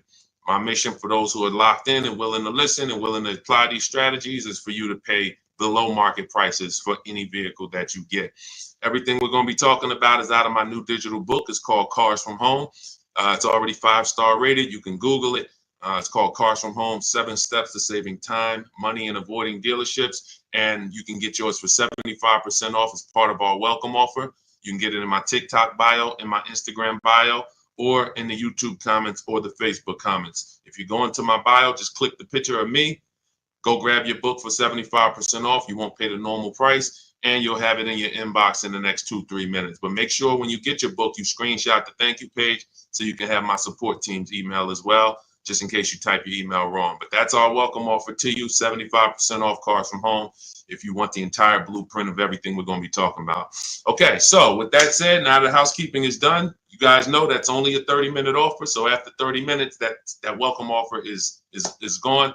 So if you like what you're hearing, definitely go and grab your copy of Cars from Home for 75% off in my bio or in the comment section. So, all right, let's start here. First question, should husband and wife buy together or separate based on better credit? Okay, so there's no right or wrong here, but if you're saying what gives us the best chance for the best approval, you know, you can say, all right, we can go on, we can try to go on together. Could you get approved by yourself? And so I keep my credit into, with no additional debt. Or if I'm trying to build credit and you're trying to build credit, then all right, we might go on together. But if it's not necessary for us to go on together, then you may want to keep your credit profile separately and just, get the person who can get approved the individual approval. But if you are building and you would like to have that payment history on your credit as well, then you can add it to both people's name. It really depends on your personal goals and where you're at. There's no right or wrong. It just depends on your goals. All right, let's go, everybody. Keep typing your questions. We got our first couple questions. As you type them, we'll add them to the show, and we'll get through as many as we can in the next hour. Go ahead, Dolan, shoot the next question up. Okay, what's up, Reem 99? I have a 2019 Chevy Silverado. I owe about 30,000, 120,000 miles. So the first thing that you should be considering is you're a high mileage driver. So I want you to look at this lesson that you're about to learn on depreciation. All right. Here's what everyone buying or leasing or considering acquiring a depreciating asset like a car needs to understand. This is what I call the depreciation curve. This is also what I call the unseen expense. So you'll hear a lot of people who come to our streams refer to the unseen expense, which is depreciation. So if you buy a vehicle today, and stay by your keyboard so you can dialogue as I ask you these questions. That's how you're going to get the most out of this video. As if you buy a car today for 40,000, let's say I left it outside your house. Somebody gave you a $40,000 car. You don't have to pay for it, but you don't need it. And you say, look, I don't need it. I can't drive it. You can leave it there, but it's just going to sit there for a year because I can't use it. If you came back a year later, you never drove that car. Remember, we bought it for 40. If you come back a year later, never drove it 1 mile, is it still worth 40? Yes or no? Let's go. Type into the chat fast so we can get this, so we can keep the show high speed. Everybody who's dialoguing, I appreciate you. You usually get a lot out of these because you're dialogue. So thank you. No, Gary. No to pull up. No. Okay. All right. Perfect. So we understand. Now, if you came back to that car a year later, you never drove it, and it's worth, let's say 35, 34, whatever it is, you bought it for 40, it lost value. See, because it doesn't matter whether you bought it and didn't drive it, or you leased it, or you owned it. See, when you start understanding depreciation like we're going over, now you can properly assess whether you should lease or buy a car and how you are going to beat depreciation. Because the entire goal for leasing versus buying is which one of these strategies, if I get a below market deal, allows me to beat depreciation based on my lifestyle. So a high mileage driver, your depreciation ring looks entirely different from a normal driver. So where one driver might be 40,000, they come back a year later, their car's worth, 36, 34 if they didn't drive it. If they put average miles on it, maybe it's worth 32. They're losing money based on their mileage. You might put 30,000 on that car in 1 year. So your depreciation looks like this now. It doesn't look like this. Your car goes from being worth 40 1 year to literally it could be worth 26 the next year because you put 30,000 miles on it. So you have to take into account depreciation differently than a normal person. Everyone has to take it into account, but you have to, any high mileage drivers on here, if you drive more than 18,000 miles, I want you to type HM into the chat for high mileage. This is specifically how you need to be looking at depreciation so that you don't keep flipping out of cars and then coming back with huge amounts of negative equity because you're structuring your deals like you're not a high mileage driver and you're killing your values. High mileage drivers used to come into the dealership with, you know, cars that were 5 years old, got 180,000 miles on them, and they still have big loans left. They still have loans that show they got a loan like a normal driver, 5-year loan, 6-year loan. This is what normal drivers can get based on their ownership. High mileage drivers, you cannot do that because all you're doing is pushing your losses to the back end. You might have a lower payment of $150 less, but what's going to happen is when you go to replace this car in 5 years, 6 years, if it still has a loan, now you're dealing with huge amounts of negative equity that you have to now roll over to your next vehicle or put 10, 15, 20 grand down so that you don't have that going to your next vehicle. So the smarter thing for you to do, Reem, is to figure out right up front, how many years are you keeping your next car? And if you're keeping your next car, like if you give you an example, let's go deeper. If you had kept this same Chevy Silverado for another 5 years, it wouldn't matter. Instead of it having 120,000 miles on it, you'd have probably 220,000 miles on it. The truck could go that long if you got a good one, a quality one, then you should be able to put that money. You should be able to get that time out of that truck. But because you're a short-term owner, you're considering a short-term replacement, now you have to take into account leasing. Does it make more sense for me to get a below market lease on these vehicles, pay less, build in my mileage so that I can avoid depreciation? Because if you're buying these vehicles and then you're destroying the value and you're replacing them in 5 years, you're not getting all of that money that you put in that car back out of it. You could have put much less money into it and still driven the truck. So the whole goal is getting out of this stuck in the middle and thinking 5 years, 6 years is a long time to have a vehicle. It's not. You're still in short term because you're still in the big depreciation phase. See, once you get to about 8 years, that depreciation is going to start looking like this. So your truck this year is going to be worth about the same next year. It's not depreciating like this anymore, losing thousands and thousands every year. That's where you want to get to if you're buying. If you're not keeping the vehicle that long, you should not be buying, because all you're doing is riding the depreciation slide all the way down, and then you go and get another vehicle, ride it down again. Get another vehicle, ride it down again. You're never getting to the point where you could benefit like a long-term owner and stop losing value every single time. And if you're not keeping your vehicles 8 years, my rule is you lease. You shop for a below-market lease. Now, we could go a little deeper on that. If somebody has a follow-up question, this is about business. I assume you're making money from that truck. So if you're making money from that truck, then you should be structuring your deal and your finances in a way that gets you the short-term wins and doesn't push the losses to the back like a negative equity. Big, like I said, you got a $400 payment, but every time you replace the vehicle, you got 15 grand negative equity. Smarter thing to do would be to have a shorter loan, higher payment slightly, but then when you go replace the car's paid off. Now, instead of having negative equity, you might have something that's worth 5 grand, 8 grand that you could use as an asset. So that's what it's about. All right. When it comes to these understanding this is all in my digital book. You have to understand depreciation is step one. Cue up the next question, Dolan. Depreciation is next step one. When you go into a car transaction, your first question is to decide how I'm going to beat depreciation, through a below market lease or through a below market purchase. But if you do a below market purchase, which means you pay less than everyone else paid, but you should have leased, then you paid too much.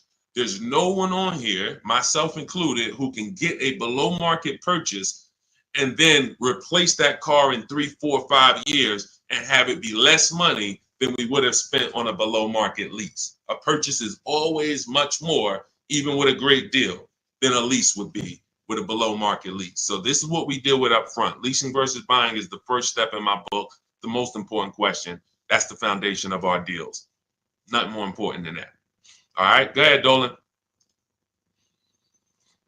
All right, come on, keep typing the questions. I know we got a lot. We'll try to get through as many as we can in an hour. Okay, BMW X7, new or used. Okay, so if you're purchasing, which means you're a long-term person, you're going to beat depreciation through long-term ownership. Whenever you're purchasing, your goal is to beat depreciation through long-term ownership. So how many people have a vehicle? If you have a vehicle that you've had in your driveway for at least 8 years, I want you to type the number of years into the chat. Type the number of years into the comments if you had a vehicle more than 8 years, 10 years, type it in, 11 years, 13 years, 8 years, only if it's more than 8. I want to show you how you should be looking at purchasing and what your goal should be. What your goal should be when you buy. Okay, so I see somebody TikTok 15 years. I see, okay, brother, I see 11 years.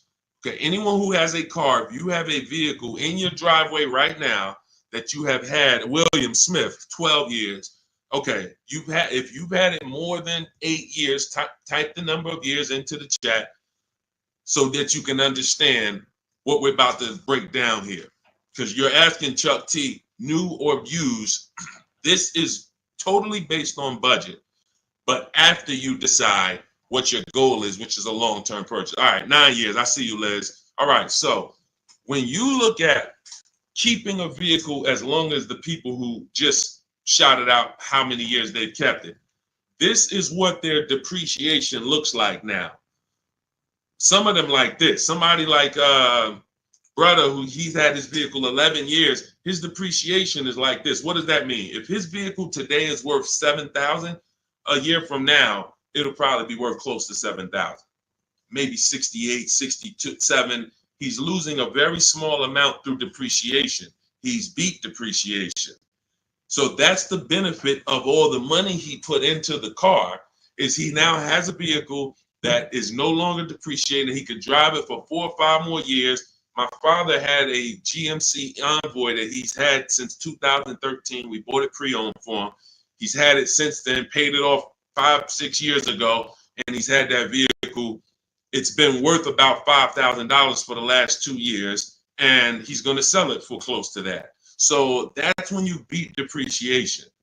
Now, when you are not buying to keep that long, you are on the depreciation sliding board, which means you're going to lose thousands of dollars in value. So as long as you have decided I'm going for long term, which I call the 8-year rule, at least 8 years, I'm going to keep this vehicle so I can beat the depreciation, pay it off, and then I'll consider replacing it or keeping it longer. But it's going to be at least 8, or I should be shopping for a below market lease so I don't tie up money in this vehicle this long. So now you've decided I'm a long-term person, I'm purchasing new or pre-owned, strictly based on budget. Can we afford both? If we can afford both, then I have in step 3 of my book, and step 4, which is shopping, not buying. This is when I'm helping you make this decision of new versus pre-owned. Which value system are you operating with? Some people, if they know they're only getting a replacement vehicle every 8 to 10 years, they're going to go and get a new one because they're like, listen, I only do this once a decade. I want to make sure I have the latest and greatest. I could afford it, no problem. Some people, they say, even though I could afford the new one, I want to go pre-owned. Let me try to knock 20%, 30% off my investment so I have even less money invested in the car. One person wants the latest and greatest. One person wants more value with a discount off of it, and they don't need the absolute latest. So that's the balance between new versus used. Can I get everything I need and want in a new car for my budget? Can I afford to get everything I need and want in a new car, BMW X7, for my budget? If yes, then you can go new. If your values say, listen, I could afford it, but I want to knock 30% off, 20% off, 20, whatever it is, whatever the below market used car deal would be for that vehicle, then they go that route. There's no right or wrong there. But if you can't afford to get everything you need and want in a new one, then your only option is to go pre-owned. But it's all based on the 8-year rule first. You should be buying to beat depreciation to keep at least 8 years. You're buying a depreciating asset. 3, 4, 5 years, 6 years of ownership is losses, because you're not going to get the money back in resale when you're depreciating that vehicle the first 5, 6 years and then going and replacing it. You're not getting that money back. You would have been much better off getting a below market lease. Give you an example. Let's take a vehicle that's close, relatively close, price wise to that X7. Look at Teddy's, BMW. He has an electric BMW, so he got a bigger discount because there's rebates that he got. There's rebates that wouldn't be applicable on the X7, but it's a $73,000 vehicle. He's leasing it for $856 a month. That was his best offer. Now, one of the things we teach here, we do not buy a vehicle, lease it, buy it without looking at 5 offers, 5 options. If we're looking at a used car, we're looking at 5 options to make sure we're getting the best price. We do this from home. That's why my entire system, my book, everything is called Cars From Home. Cars From Home, because we're using the internet to do this. But you look at somebody like him, he paid $856 a month, no money down. On a $73,000 vehicle, some of you know every $5,000 would be how much? I know I got some new people on the stream, but I'm talking to the people who you've been tapped in. I may have a couple people who know every $5,000 when you're looking at a car is about how much per month. And you use this so that you never get scammed. When you know this, no one can throw, you need to know a basis of what a car should cost. And I'm gonna tell you why in 1 minute. Thank you, Anthony. Yes, $100. Great job. Anthony Perry knows $100.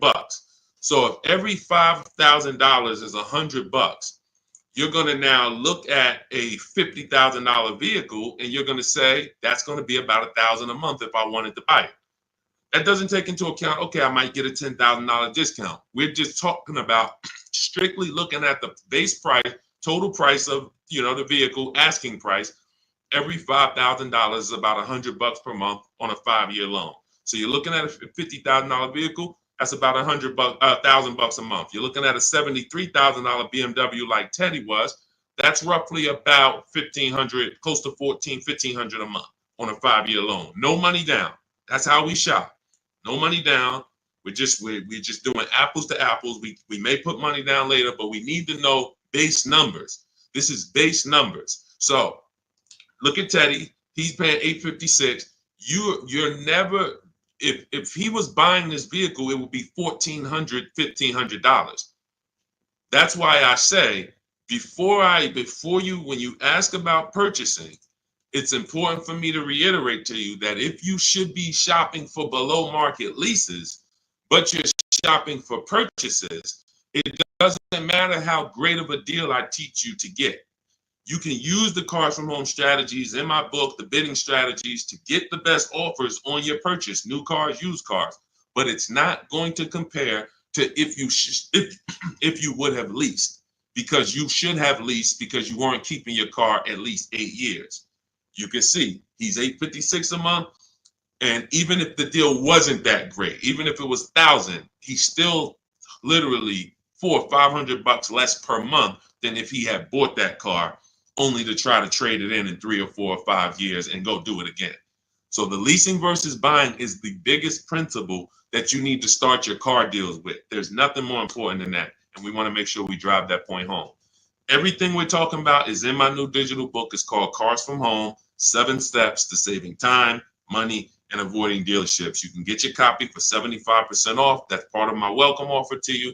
This is going to have all of my blueprints, step-by-step strategies for leasing, buying, getting below market deals for high mileage drivers. It's all in there if you don't want to try to remember this. And you can get it for 75% off as part of our welcome offer. In my TikTok bio, click the picture of me. My Instagram bio, click the picture of me. Click that website and the YouTube comments or the Facebook comments. Grab your 75% off, but it's only good for 30 minutes. After that timer hits 0, the price does go back up to $97, which is still incredible.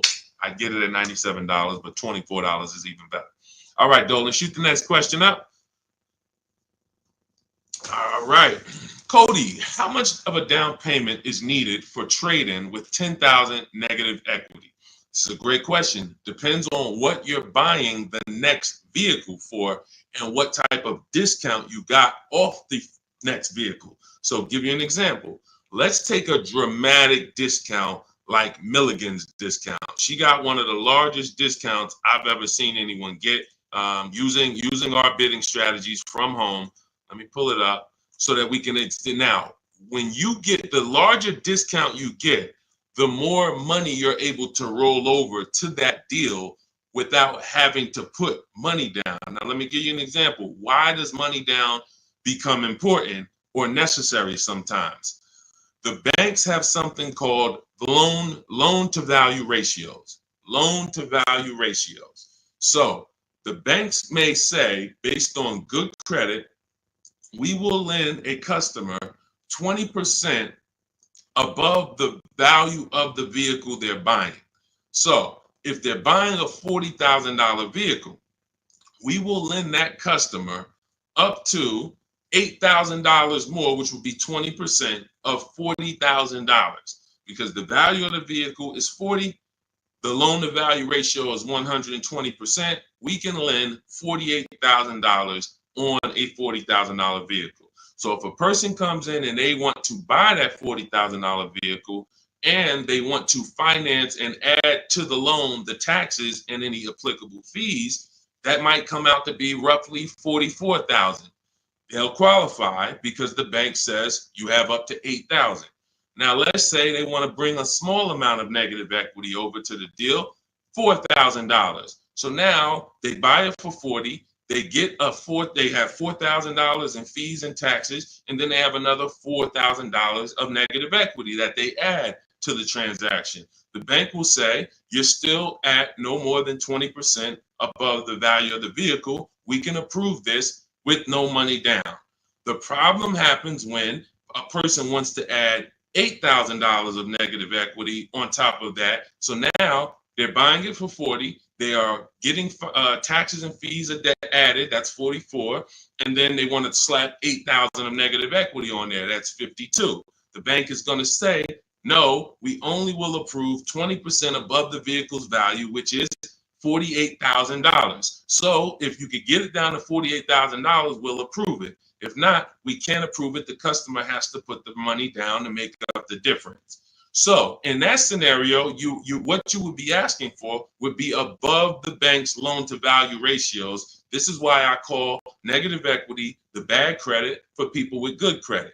This is why I want you to know the cause for most negative equity situations is you don't understand leasing and you're buying your vehicles rather than getting below market leases. You take out 5 and 6 year loans, you don't pay them off, you trade in vehicles, and you should be shopping for below market leases, but you continue to purchase. So you're going to continue to have negative equity in almost every case, unless you start putting a lot of money down or start keeping your vehicles longer, paying them off, and then coming back and seeing how much money you could get back out of that, which I also don't recommend. But the last thing, which is very important, especially when you have large amounts of negative equity, is let's say that same $40,000 vehicle, you're using our strategies and you get a $8,000 discount. Or let's take a vehicle. Let's take Milligan's deal. Like I said, in her particular case, she got a $79,000 vehicle for $51,000. This is a Mercedes. It's an electric version. She used our bidding system. She got the biggest discount I've ever seen, and she can put any amount of negative equity on top of this deal, because the bank is lending against this vehicle, this Mercedes, based on a $79,000 value. So their loan to value ratios for this vehicle would be 20% above $79,000. So if that's, let's say $80,000, 10% would be $8,000. So you're talking about $16,000 that they would lend above the $79,000. So they're looking and saying, wow, if this is a $79,000 vehicle, they don't care about what the woman bought it for. They don't know that. All they know is when the loan paperwork comes in, we're asking for less than what the loan to value threshold show. And they have other people that go and they pay list price. They go in, they have no strategies, and they just go in and say, all right, it costs $79,000, I'll take it, not realizing that, okay, I didn't negotiate, I overpaid by almost $27,000. That's the market value for this particular vehicle, but the bank doesn't care. The bank just wants to know that when the loan comes in, it's under 86 or $87,000, and they're gonna approve it. So the bigger discount you get, the more room you have to move negative equity over. And that's what you want to understand. If I had a large amount of negative equity, I would be choosing several vehicles, using our bidding strategies from home. If you want to do it your way, at least calling around, talking to managers, getting multiple offers. You want to talk to salesmen and managers, you can do that. But once you get the discount, any amount of negative equity that you bring over would now go on top of your selling price. So if you got a $10,000 discount, then you brought $5,000 of negative equity over, you would be well below the bank's loan to value threshold. So it's based off of how much negative equity you have, and then it's connected to how much discount you're going to get off the value of the vehicle, which is what the banks actually base the loan to value approvals on. And if you can do that, you don't need a trade, you don't need a down payment. And I hope that's clear. If you rewatch this, rewatch this segment, it'll be clear to you. If most people understood that and the cost for negative equity, we have a lot better world. Deals. Negative equity is the one thing besides super bad credit where you can walk in with an 800 score. You're not leaving with a car, depending on what your situation is and what car you're trying to get and how much they're charging you for it. You are not leaving with a car. And that's just the sad part. So stay out of negative equity. Get out, stay out of it. All right, go ahead, Dolan. Next question. And I see you, Quintia. We'll get to you asking about Tesla. All right, Miss A, good to see you. Any advice on leasing as a first-time car buyer? Sure. Let's look for something that's mainstream because some banks do not want to be your first lease. When I was at Mercedes, unless you were like, they had a Rising Star program, which was certain college students and, would have, condition. They had to have certain things like 2 trade lines on their credit report, but that's the only people who can qualify to get a Mercedes as their first loan or lease. Some of these, luxury banks or import banks do not want to be the first one, but Honda, Toyota, Chevrolet, Ford, Nissan, and possibly Infiniti. As long as your credit profile is good, you're in that good range, high 6s, low 7s, the better, the higher the better, and you have a solid credit report, that could be 2 credit cards, but you're paying them on time, you're not using up that credit. I would be shopping based on the 8-year rule, which is the first step in my book. The 8-year rule is how many years are you going to keep the next car? That's the leasing versus buying question. And once you make that decision, if you're not keeping the car 8 years, you should be shopping for a below market lease. And I've seen so many people that would buy their first car or they would buy their children their first cars, and they're getting like $400 payments on these cars or $350 payments. That's only a $15,000 to $18,000 car. So they're usually getting a 4 or 5-year-old, Hyundai Elantra, Toyota Corolla, if they're buying used. These are the same vehicles that they may turn around and trade in 2 or 3 years, 4 years. They're paying $350 a month, and God forbid the vehicle breaks down on them or anything. They're dealing with a used car, where you can get some of these incredible lease deals, and you can get them for, depending on the car you're looking at. Somebody had just got an Elantra, and the payment was $350 a month, brand new car, no money down. Let me see if I can find their deal. It was here we go. It's India. I joined last year. She joined our program. I do have a program where I shop with people. Depends on how you want to learn. You can go to my bio to figure that out too. But these are people who are in my program. They have the same strategies you have access to in my book, same process. It's just one's a blueprint for people who are like, Deshone, give me the blueprint. I'll follow it step by step. You can get to all your deals. And one is done with you, where you're like, hey, let's shop together. You're basically shopping with me. So it says, got back 6 quotes, because I told you guys we don't make a deal unless we get at least 5 quotes on every vehicle. Got back 6 quotes. Fast forward 2024, I had to find a car in 2 weeks, so you don't need a lot of time to implement this. My process actually takes, max probably 3 days. If you needed a car in 3 days, we can get a below market deal that fast. I had to find a car in 2 weeks, so I got to work in about 5 days. I walked out with a 2024 Hyundai Elantra, 36 month, $12K, $365 a month, no money down. So this is a brand new vehicle, probably about a $26,000 vehicle. You know, no money down. So when we consider the fact that, as I said, some people are buying their family members, you know, $15,000 to $18,000 vehicles that have a 365 payment. Okay, do I want my people? Do I want my my child or whoever in a, you know, 2019 or 5-year-old or 4-year-old or, you know, 6-year-old used vehicle for $350 a month, $360 a month, or can I go out and can I lease a below market? Can I get a below market lease? Because again, there's a lot of people paying a lot more than what India just paid.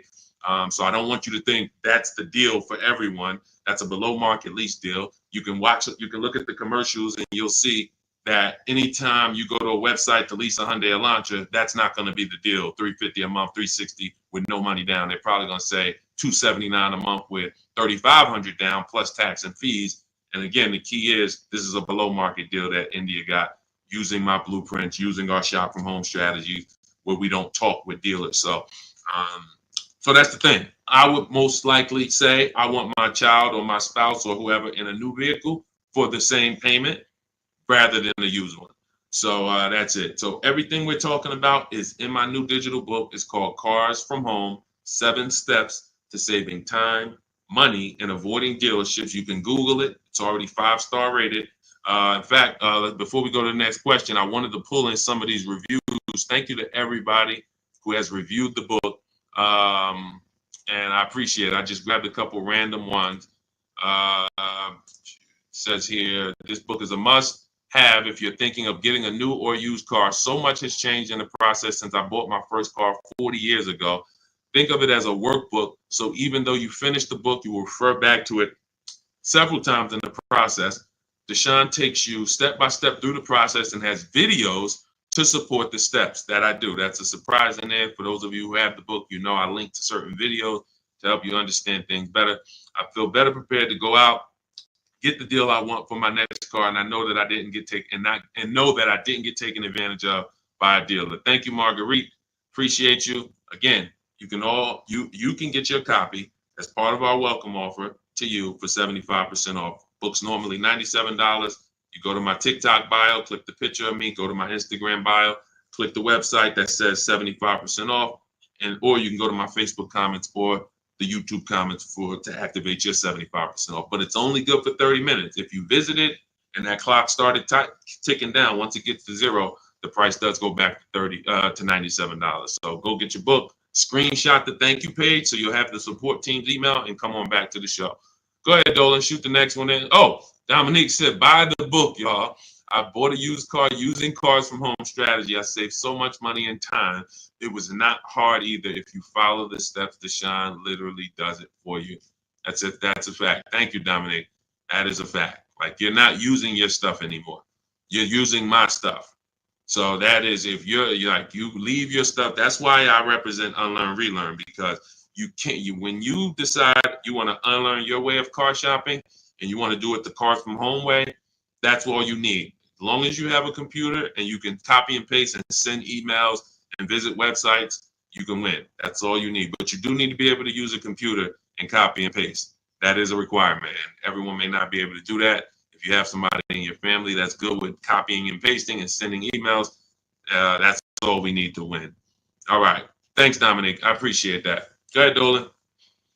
Shout out to the sharers and shout out to everybody running the likes up on TikTok. Thank you to everyone who hits the share button.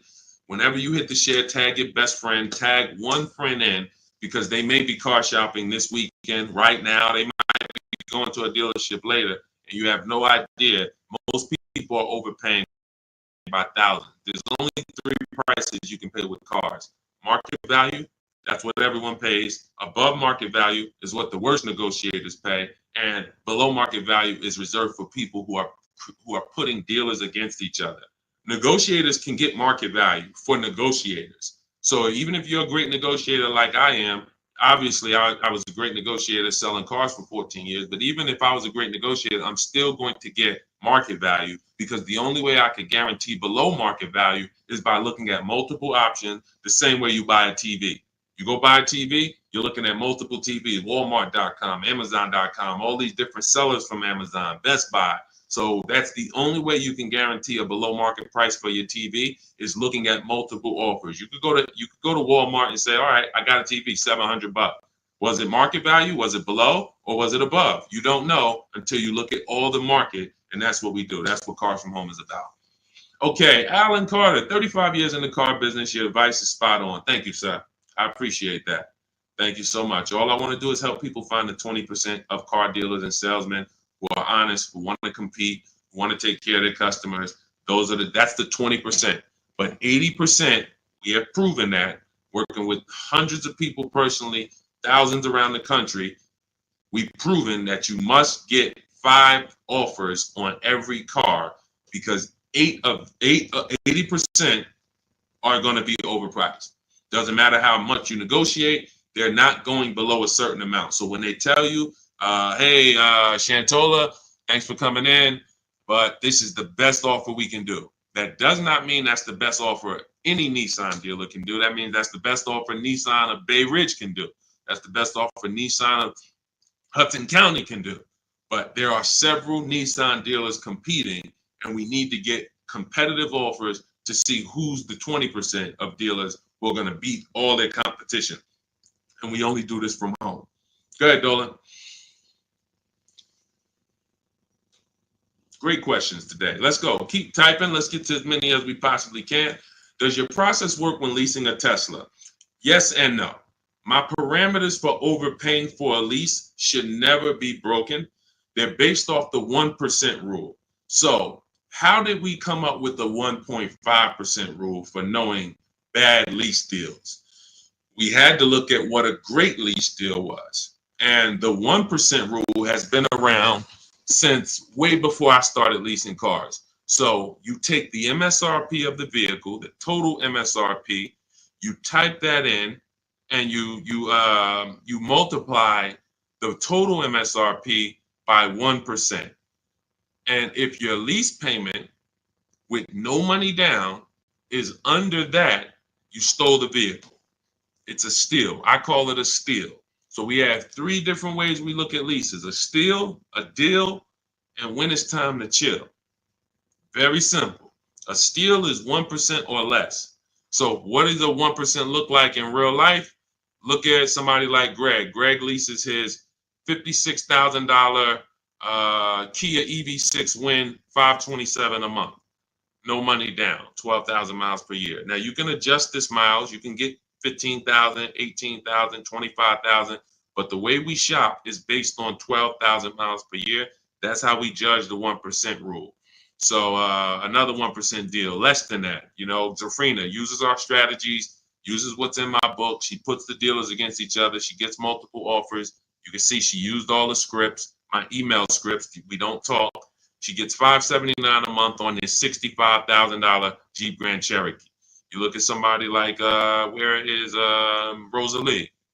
Rosalie Ansley is another 1% lease deal. 2024 Infiniti truck, $58,000, $554 a month, no money down, right under 1%.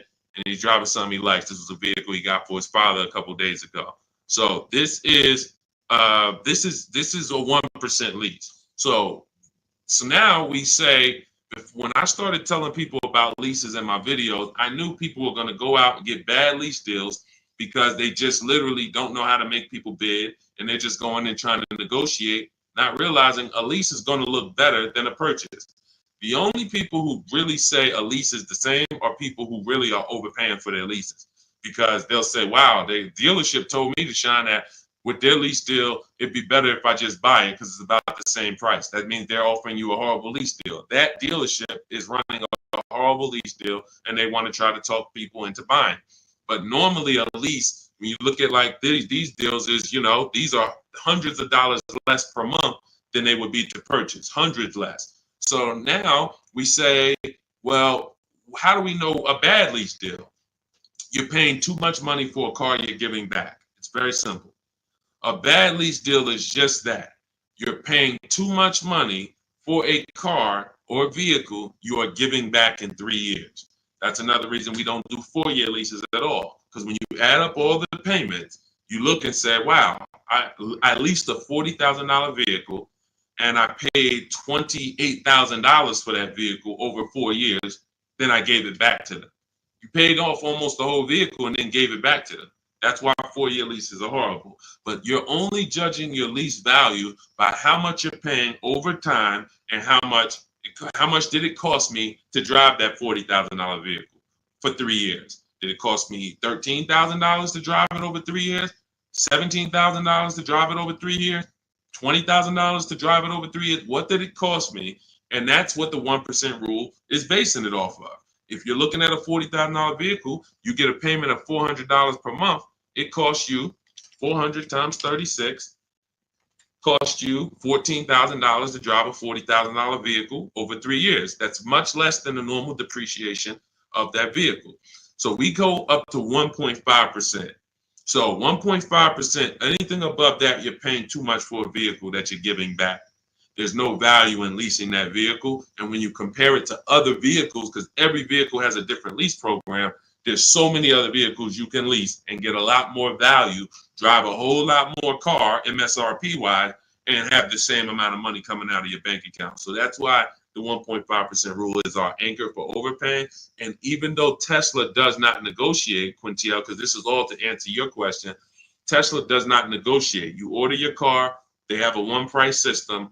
When you do your lease for 12,000 miles per year, no money, just giving them first month's payment. You divide that into the MSRP of the Tesla. Is it under 1.5? So I don't care that Tesla. So Tesla doesn't allow us to make dealers bid against each other because every Tesla is going to be the same price from California to New Zealand to New Hampshire to Connecticut. They're the same price. So what we have to say is the lease program good that Tesla is offering? And if I divide my monthly payment into my MSRP and it's under 1.5, closer to 1 the better, the lower the better. But we need to judge that. That's how we would judge that. So when that's the part of our process that would still be applicable when leasing a Tesla. And if you have a vehicle you're replacing, or when that vehicle is up, our system for selling leases, assessing our equity is still applicable, because we don't return a lease without checking equity. This is step 2 in my process. If you have a lease, or if you have ever at any point in your life dropped off a lease to a dealership without checking for equity, type me in the comments. Type me in the comments. If you have returned a lease and you did not assess your equity, and matter of fact, I know there's a lot. You might be like, Deshone, I didn't even know you could sell a lease. If you didn't know you could sell a lease, just type a question mark. I didn't even know it was even possible for me to sell a lease, much less turn around and have a process for how I sell it or how I analyze. Okay, Faith, I see. I never done that. Dwayne Castro, me. Okay, perfect. So what we do is, this is step 2 in our process. We assess our equity on any vehicle that we are replacing, because we don't trade. We don't trade. Some of you know that. So the equity assessment is how we don't give dealers back money. So if your car on the market is worth $19,000 and you go drop it back to a dealership, but they could buy that car for $16,000, now you just lost $3,000 of equity, because they're going to buy that vehicle and they're going to resell it based on a market value of 19. So what we do is we make sure before we return any lease, we are checking the market value, getting 6 offers to see if is the price that a dealer can buy our lease for, is that a price that is a price that's higher than our is our market value higher than the market? Let me break it down like this. Let's say the dealer buyout price is $19,000, but your highest offer market-wise is $24,000. That means you have $4,000 to $5,000 of equity that we could cash out, let CarMax, Driveway, Carvana, Kelly Blue Book Instant Cash Offer, AutoNation, Car Gurus, one of these buyers that we use. This is all in my book. This is step 2. We get these online bids. We're going to let them buy the vehicle and then we'll make $3,000, $4,000, $5,000 once we sell it to them. And I've helped hundreds of people do this. There's several videos on my pages where you can see people that are commenting, man, I use your strategies. I made 7,000, 8,000, 10,000, especially during the pandemic, because every vehicle was worth $7,000 to $12,000 more than it's worth today, more than it would be worth in a real market. And I told people for 2 years straight, once I started talking about this, I said, listen, cash out now. If you have a vehicle, cash out. We help people cash out $5,000, $7,000, $10,000, $12,000, put that money in their bank, release or rebuy below market. And some people can say they capitalize on a once in a lifetime market that none of us has ever seen before. Strictly based on the equity assessment. This is all in my digital book.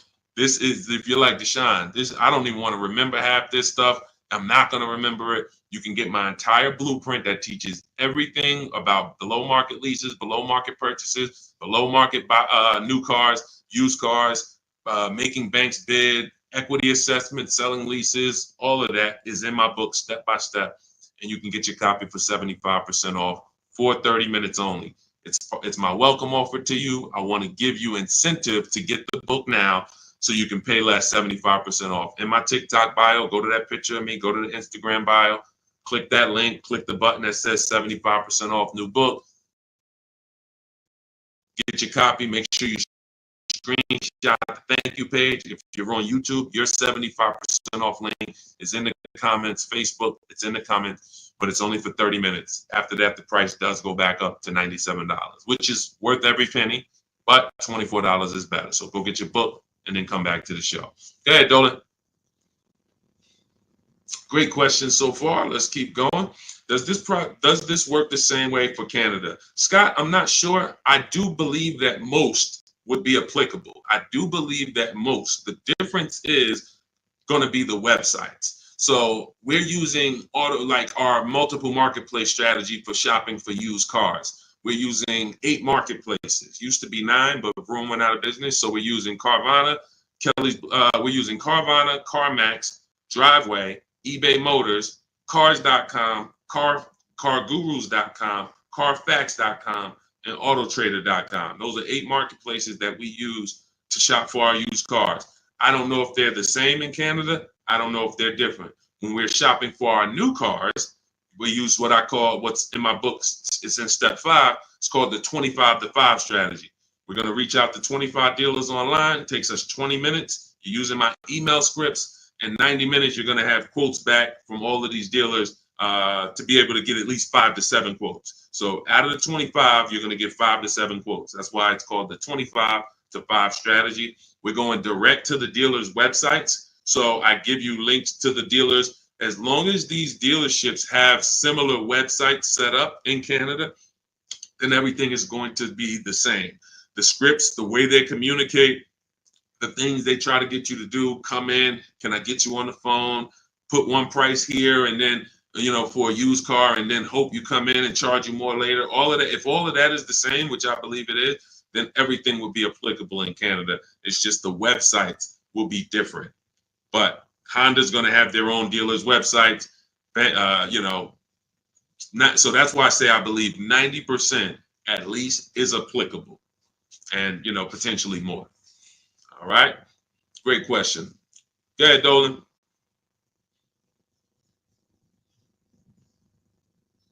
I have the book. Great job, and make sure you guys send me your emails, just like Tiffany did. I always use Tiffany because she was the first one to send us an email, and I always make sure I reference her. But everybody who sends these in, I get to bring them onto the show. I brought a couple more. Look, this one is from Christopher. Deshone, thanks so much for these resources. I read your entire book last night. I've already been underway and trying to put my deal together. What a great book. I have my quotes together. Now I'm ready to take the next step with the calculator. I'm a big fan of your channel and your resources. So I have calculators in the book that I invented. We have 5 different custom calculators: perfect budget calculator, lease counter offer calculator, purchase counter offer calculators, true value calculator for when we do used cars. So I think there's 4, might be one more, but there's at least 4 calculators that we invented. That these, you can't find these anywhere on Google. I literally wrote the code, and so that's what he's talking about when he talks about the actual calculators that are in there for you guys. So yeah, send me all your details. I love reading stories like that. Okay, Stos, what if I have a 600 credit score? How much is that lease deal that they're going to give me going to go up by? It's a great question. So if you are not in a position to lease because you won't qualify for a lower tier approval, a tier 1 approval, which is basically the best offer. Most leases are they're offering the lease based on tier 1 approval, which you don't need to have perfect credit for. That's not a super tier approval. That's not A1. There's tier 1 and then there's tier A1. So A1 is going to be a super tier, which is usually applicable on limited inventory cars. It's not important, but most vehicles, they're going by tier 1. And so most people can qualify for tier 1 with a good credit profile.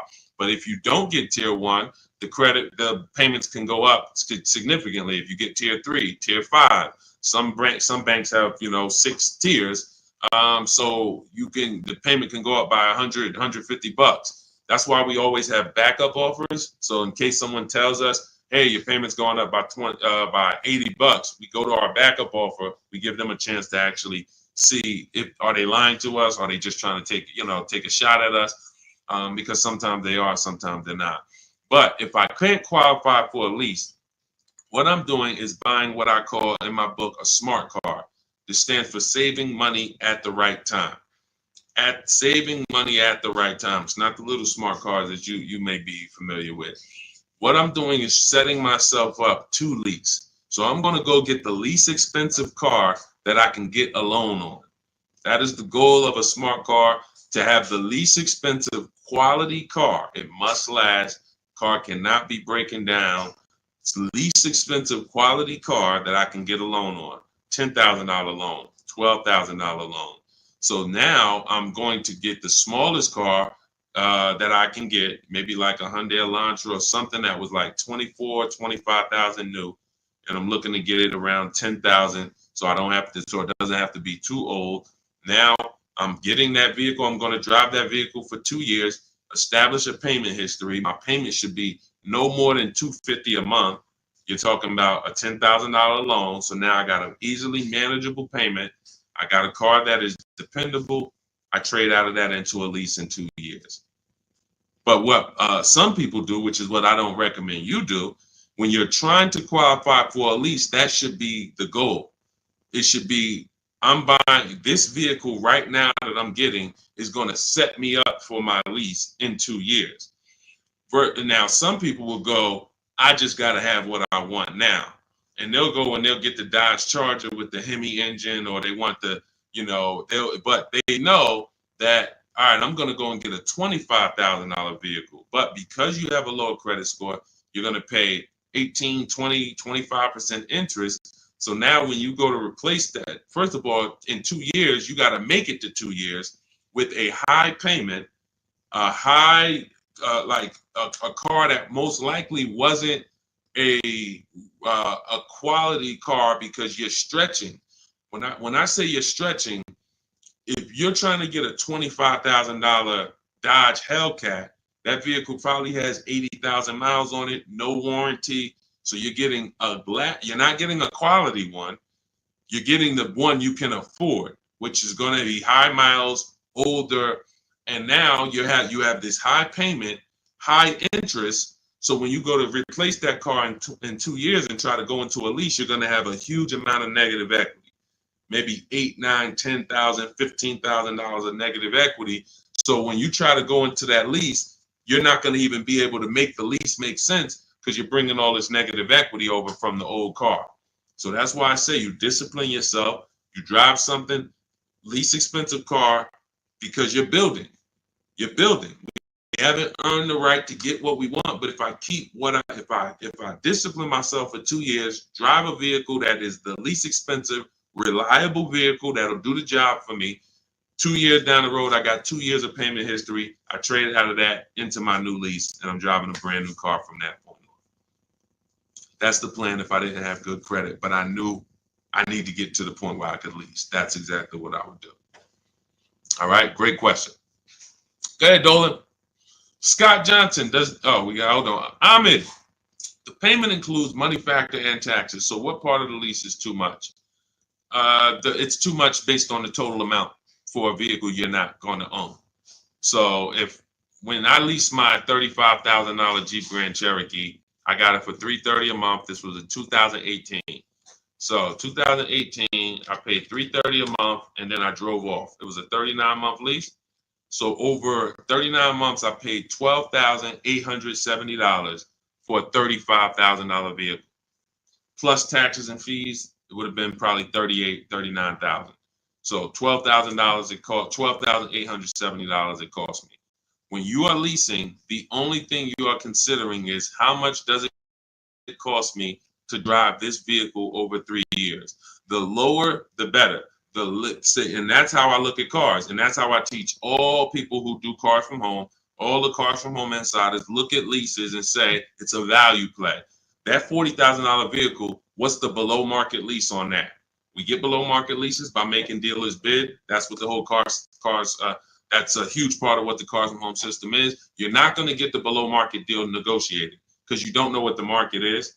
80% of dealers are overpriced. So 4 out of 5 dealers are not going to give you a below market offer. They're going to hold more profit. They'll give you a discount, but they're not going to beat all their competition and give you the biggest discount. That's why we get multiple offers. Once we look at the below market lease, we can determine how much we're paying for this vehicle over a 3-year period. And the lower the better. Because again, we're comparing it to the 1% rule. So the 1% rule has been around. It's literally, I'm driving new vehicles for cents on the dollar. A 1% lease, $400 a month for a $40,000 car, no money down. The same $40,000 car would be $800 a month to buy, based on the fact we know every $5,000 is $100 a month. So $40,000 on a vehicle, let's just, that would be $800 a month. That's not including taxes. So you're talking $800 a month, $850 a month to buy a $40,000 vehicle on a 5-year loan. A 1% lease is $400 a month. So we're always judging the lease by how much am I giving them over a 3-year period to drive this vehicle. And, there is a point in time where you're paying too much for a vehicle you're giving back. And that means you signed a bad lease deal. Go ahead, Dolan. All of this is in my book. I teach you about the 1.5% rule and why we don't sign leases over 1.5%. All of this is laid out step by step. That's a huge part. When you hear me say rules, the 1.5% rule, the 8-year rule, these are principles. These are boundaries in our Cars from Home blueprint that we don't step over. We don't. And there's one thing, if you step over, great. That's on you because you're an adult. But it's another thing to know you're actually stepping over a boundary. And that's what we didn't have in the past. We didn't have boundaries that we knew we were stepping over. When is your loan too long? Well, in real estate, you have boundaries. That's why who would sign up for a 40-year mortgage? Type me. Do I have anybody in here willing to sign up for the 40-year mortgage? Anyone? Anyone willing to sign up? You're a smart person. Anyone? You could get a $600,000 house for the same payment as a $400,000 house potentially. Anybody signing up for a 40-year mortgage? What about a 50-year mortgage? What about a 50-year mortgage? No. Most people know, Deshone, the longest mortgage we're gonna get is a 30-year mortgage. Some of you go for 15 years to pay it off quicker, but you're not doing 40, you're not doing 50. Because that means I can't afford this vehicle. Boundaries. That's industry established boundaries. That means I can't afford this house. If I have to take a 40-year mortgage, 50-year mortgage just to afford it, I can't afford it. That's the same thing we bring. That's one of the boundaries we bring to car buying. We don't do loans longer than 72 months. 6-year loan is the longest loan that we will do on a car. It just leads to problems. Most of the people who've had problems with cars, horrible problems, they still have loans on them, cars breaking down. They should be putting money to the side every year for maintenance, but they can't because they're still making a $500, $400, $800 car payment, and the car is 11 years old. These are issues These are boundaries that we don't step over. That's why you'll learn in my book, The Rule of 72 and the 10th birthday. 6-year loan is the max. Car should be paid off by the 10th birthday. These are boundaries. That's what we bring. Dion Harvey, would you pay 16 for a Mercedes Benz with 113,000 miles? No, unless you can pay cash for it, you most likely are going to end up in a tough position, and I'll tell you why. If you can pay cash for it, then you can put away money for the maintenance and for the upkeep.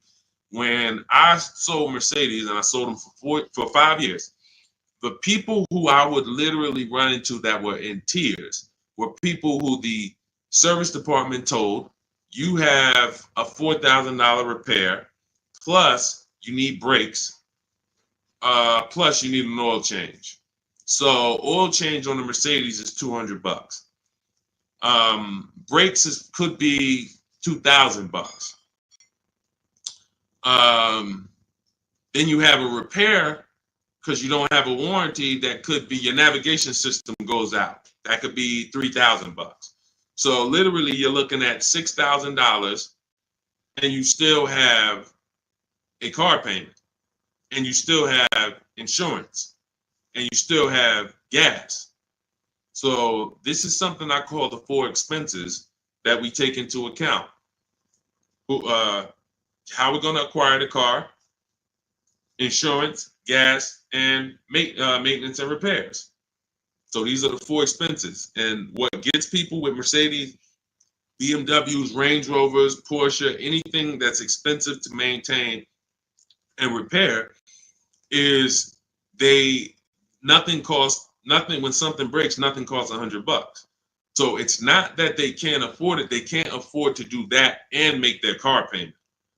So that's why I said, if you're going to pay cash for the 16 Mercedes and you've screened down title, history, service records, accident history, and then you've done a market assessment, this is all stuff I teach you to do step by step in my book when we're buying a used car, then you can pay cash for it. But if you can't pay cash for at this point, 8-year-old car with 113,000 miles on it, then you really can't afford that car. Go ahead, Dolan.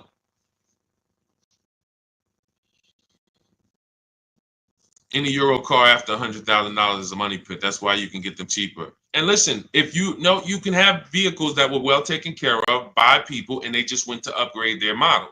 There are plenty of people who baby their cars, their BMWs, their Porsche. They've done all the maintenance. Now they get to 100,000 miles. They might have had it for 8 years and they're ready to sell it. And it's a great opportunity for someone else to buy. But you have to be able to afford these cars. And you have to be able to avoid, if you can't afford to repair and maintain them, then you can't afford these cars.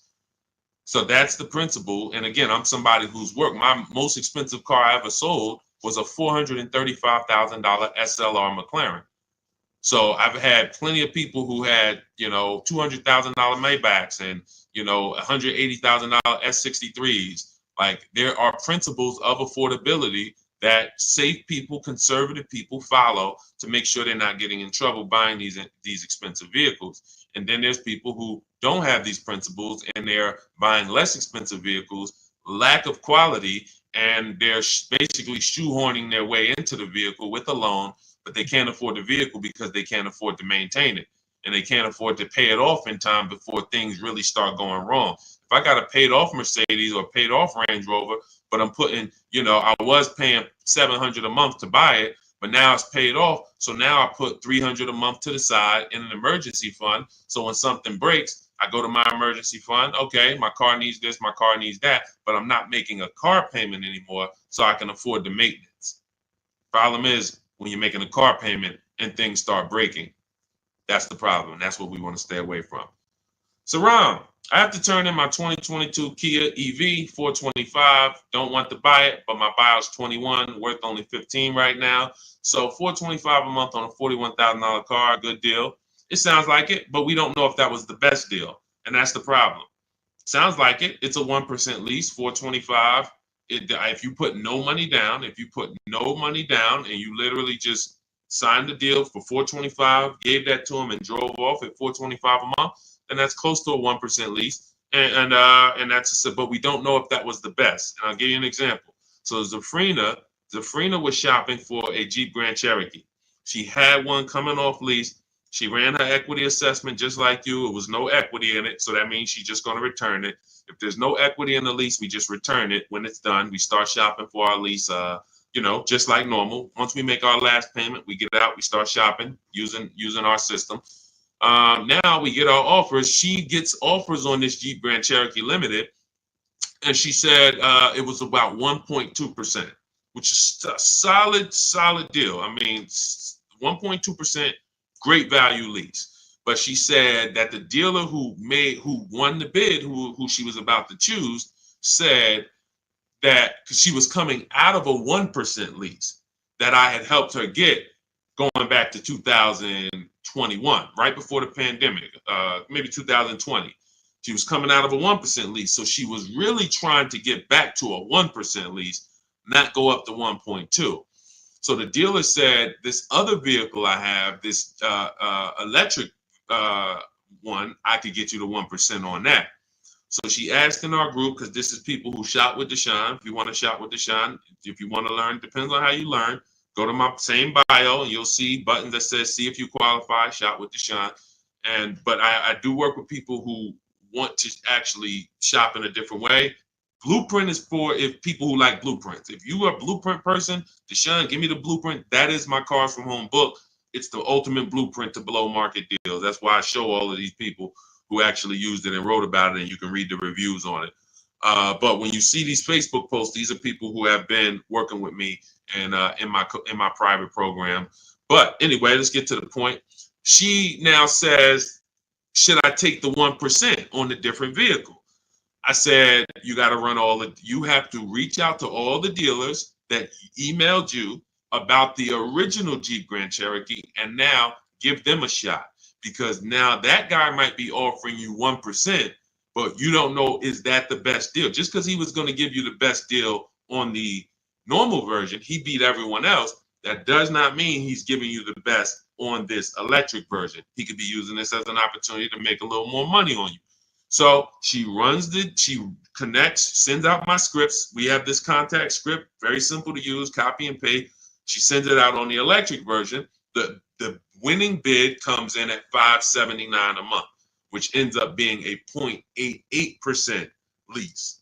So yes, when we look at a 1% lease, we might say, hey, when you're asking, hey, this was a 1% lease, was that a good deal? Yes, it is a good deal. Yes, it is a steal. 1% is a steal. Does it mean 405 was not available on this vehicle? No. Does it mean 395 wasn't available on this $41,000 vehicle you got? No. And there's no way for us to know that unless you followed our process and you know there was no better offer than this offer. That's when you know. And that's all we care about. We want to guarantee we got the below market lease. We want to guarantee we saved all the money and got the below market discount on the purchase. We want to guarantee that on our used car that we're buying, we got the below market price. And that was the least expensive option within 100 miles of me, 150 miles of me. That's what we roll. And that's the Cars from Home system. So everything in this stream is sponsored in my new digital book. This is not, I don't wing it. And the beautiful thing about what you're going to do with Cars from Home is you're no longer going to be winging the process. This is the second most expensive purchase that many of you will make. And some of you who don't own a home, this is the most expensive purchase that you have made so far. And every single time you make a 5-figure decision on a car, you add these up and you can see I've made $100,000 in car buying transaction decisions over my lifetime. What is my process for getting below market deals? What is my process for not paying what everyone else is paying? You've winged it, but you're no longer going to wing it. This is a 7-step process.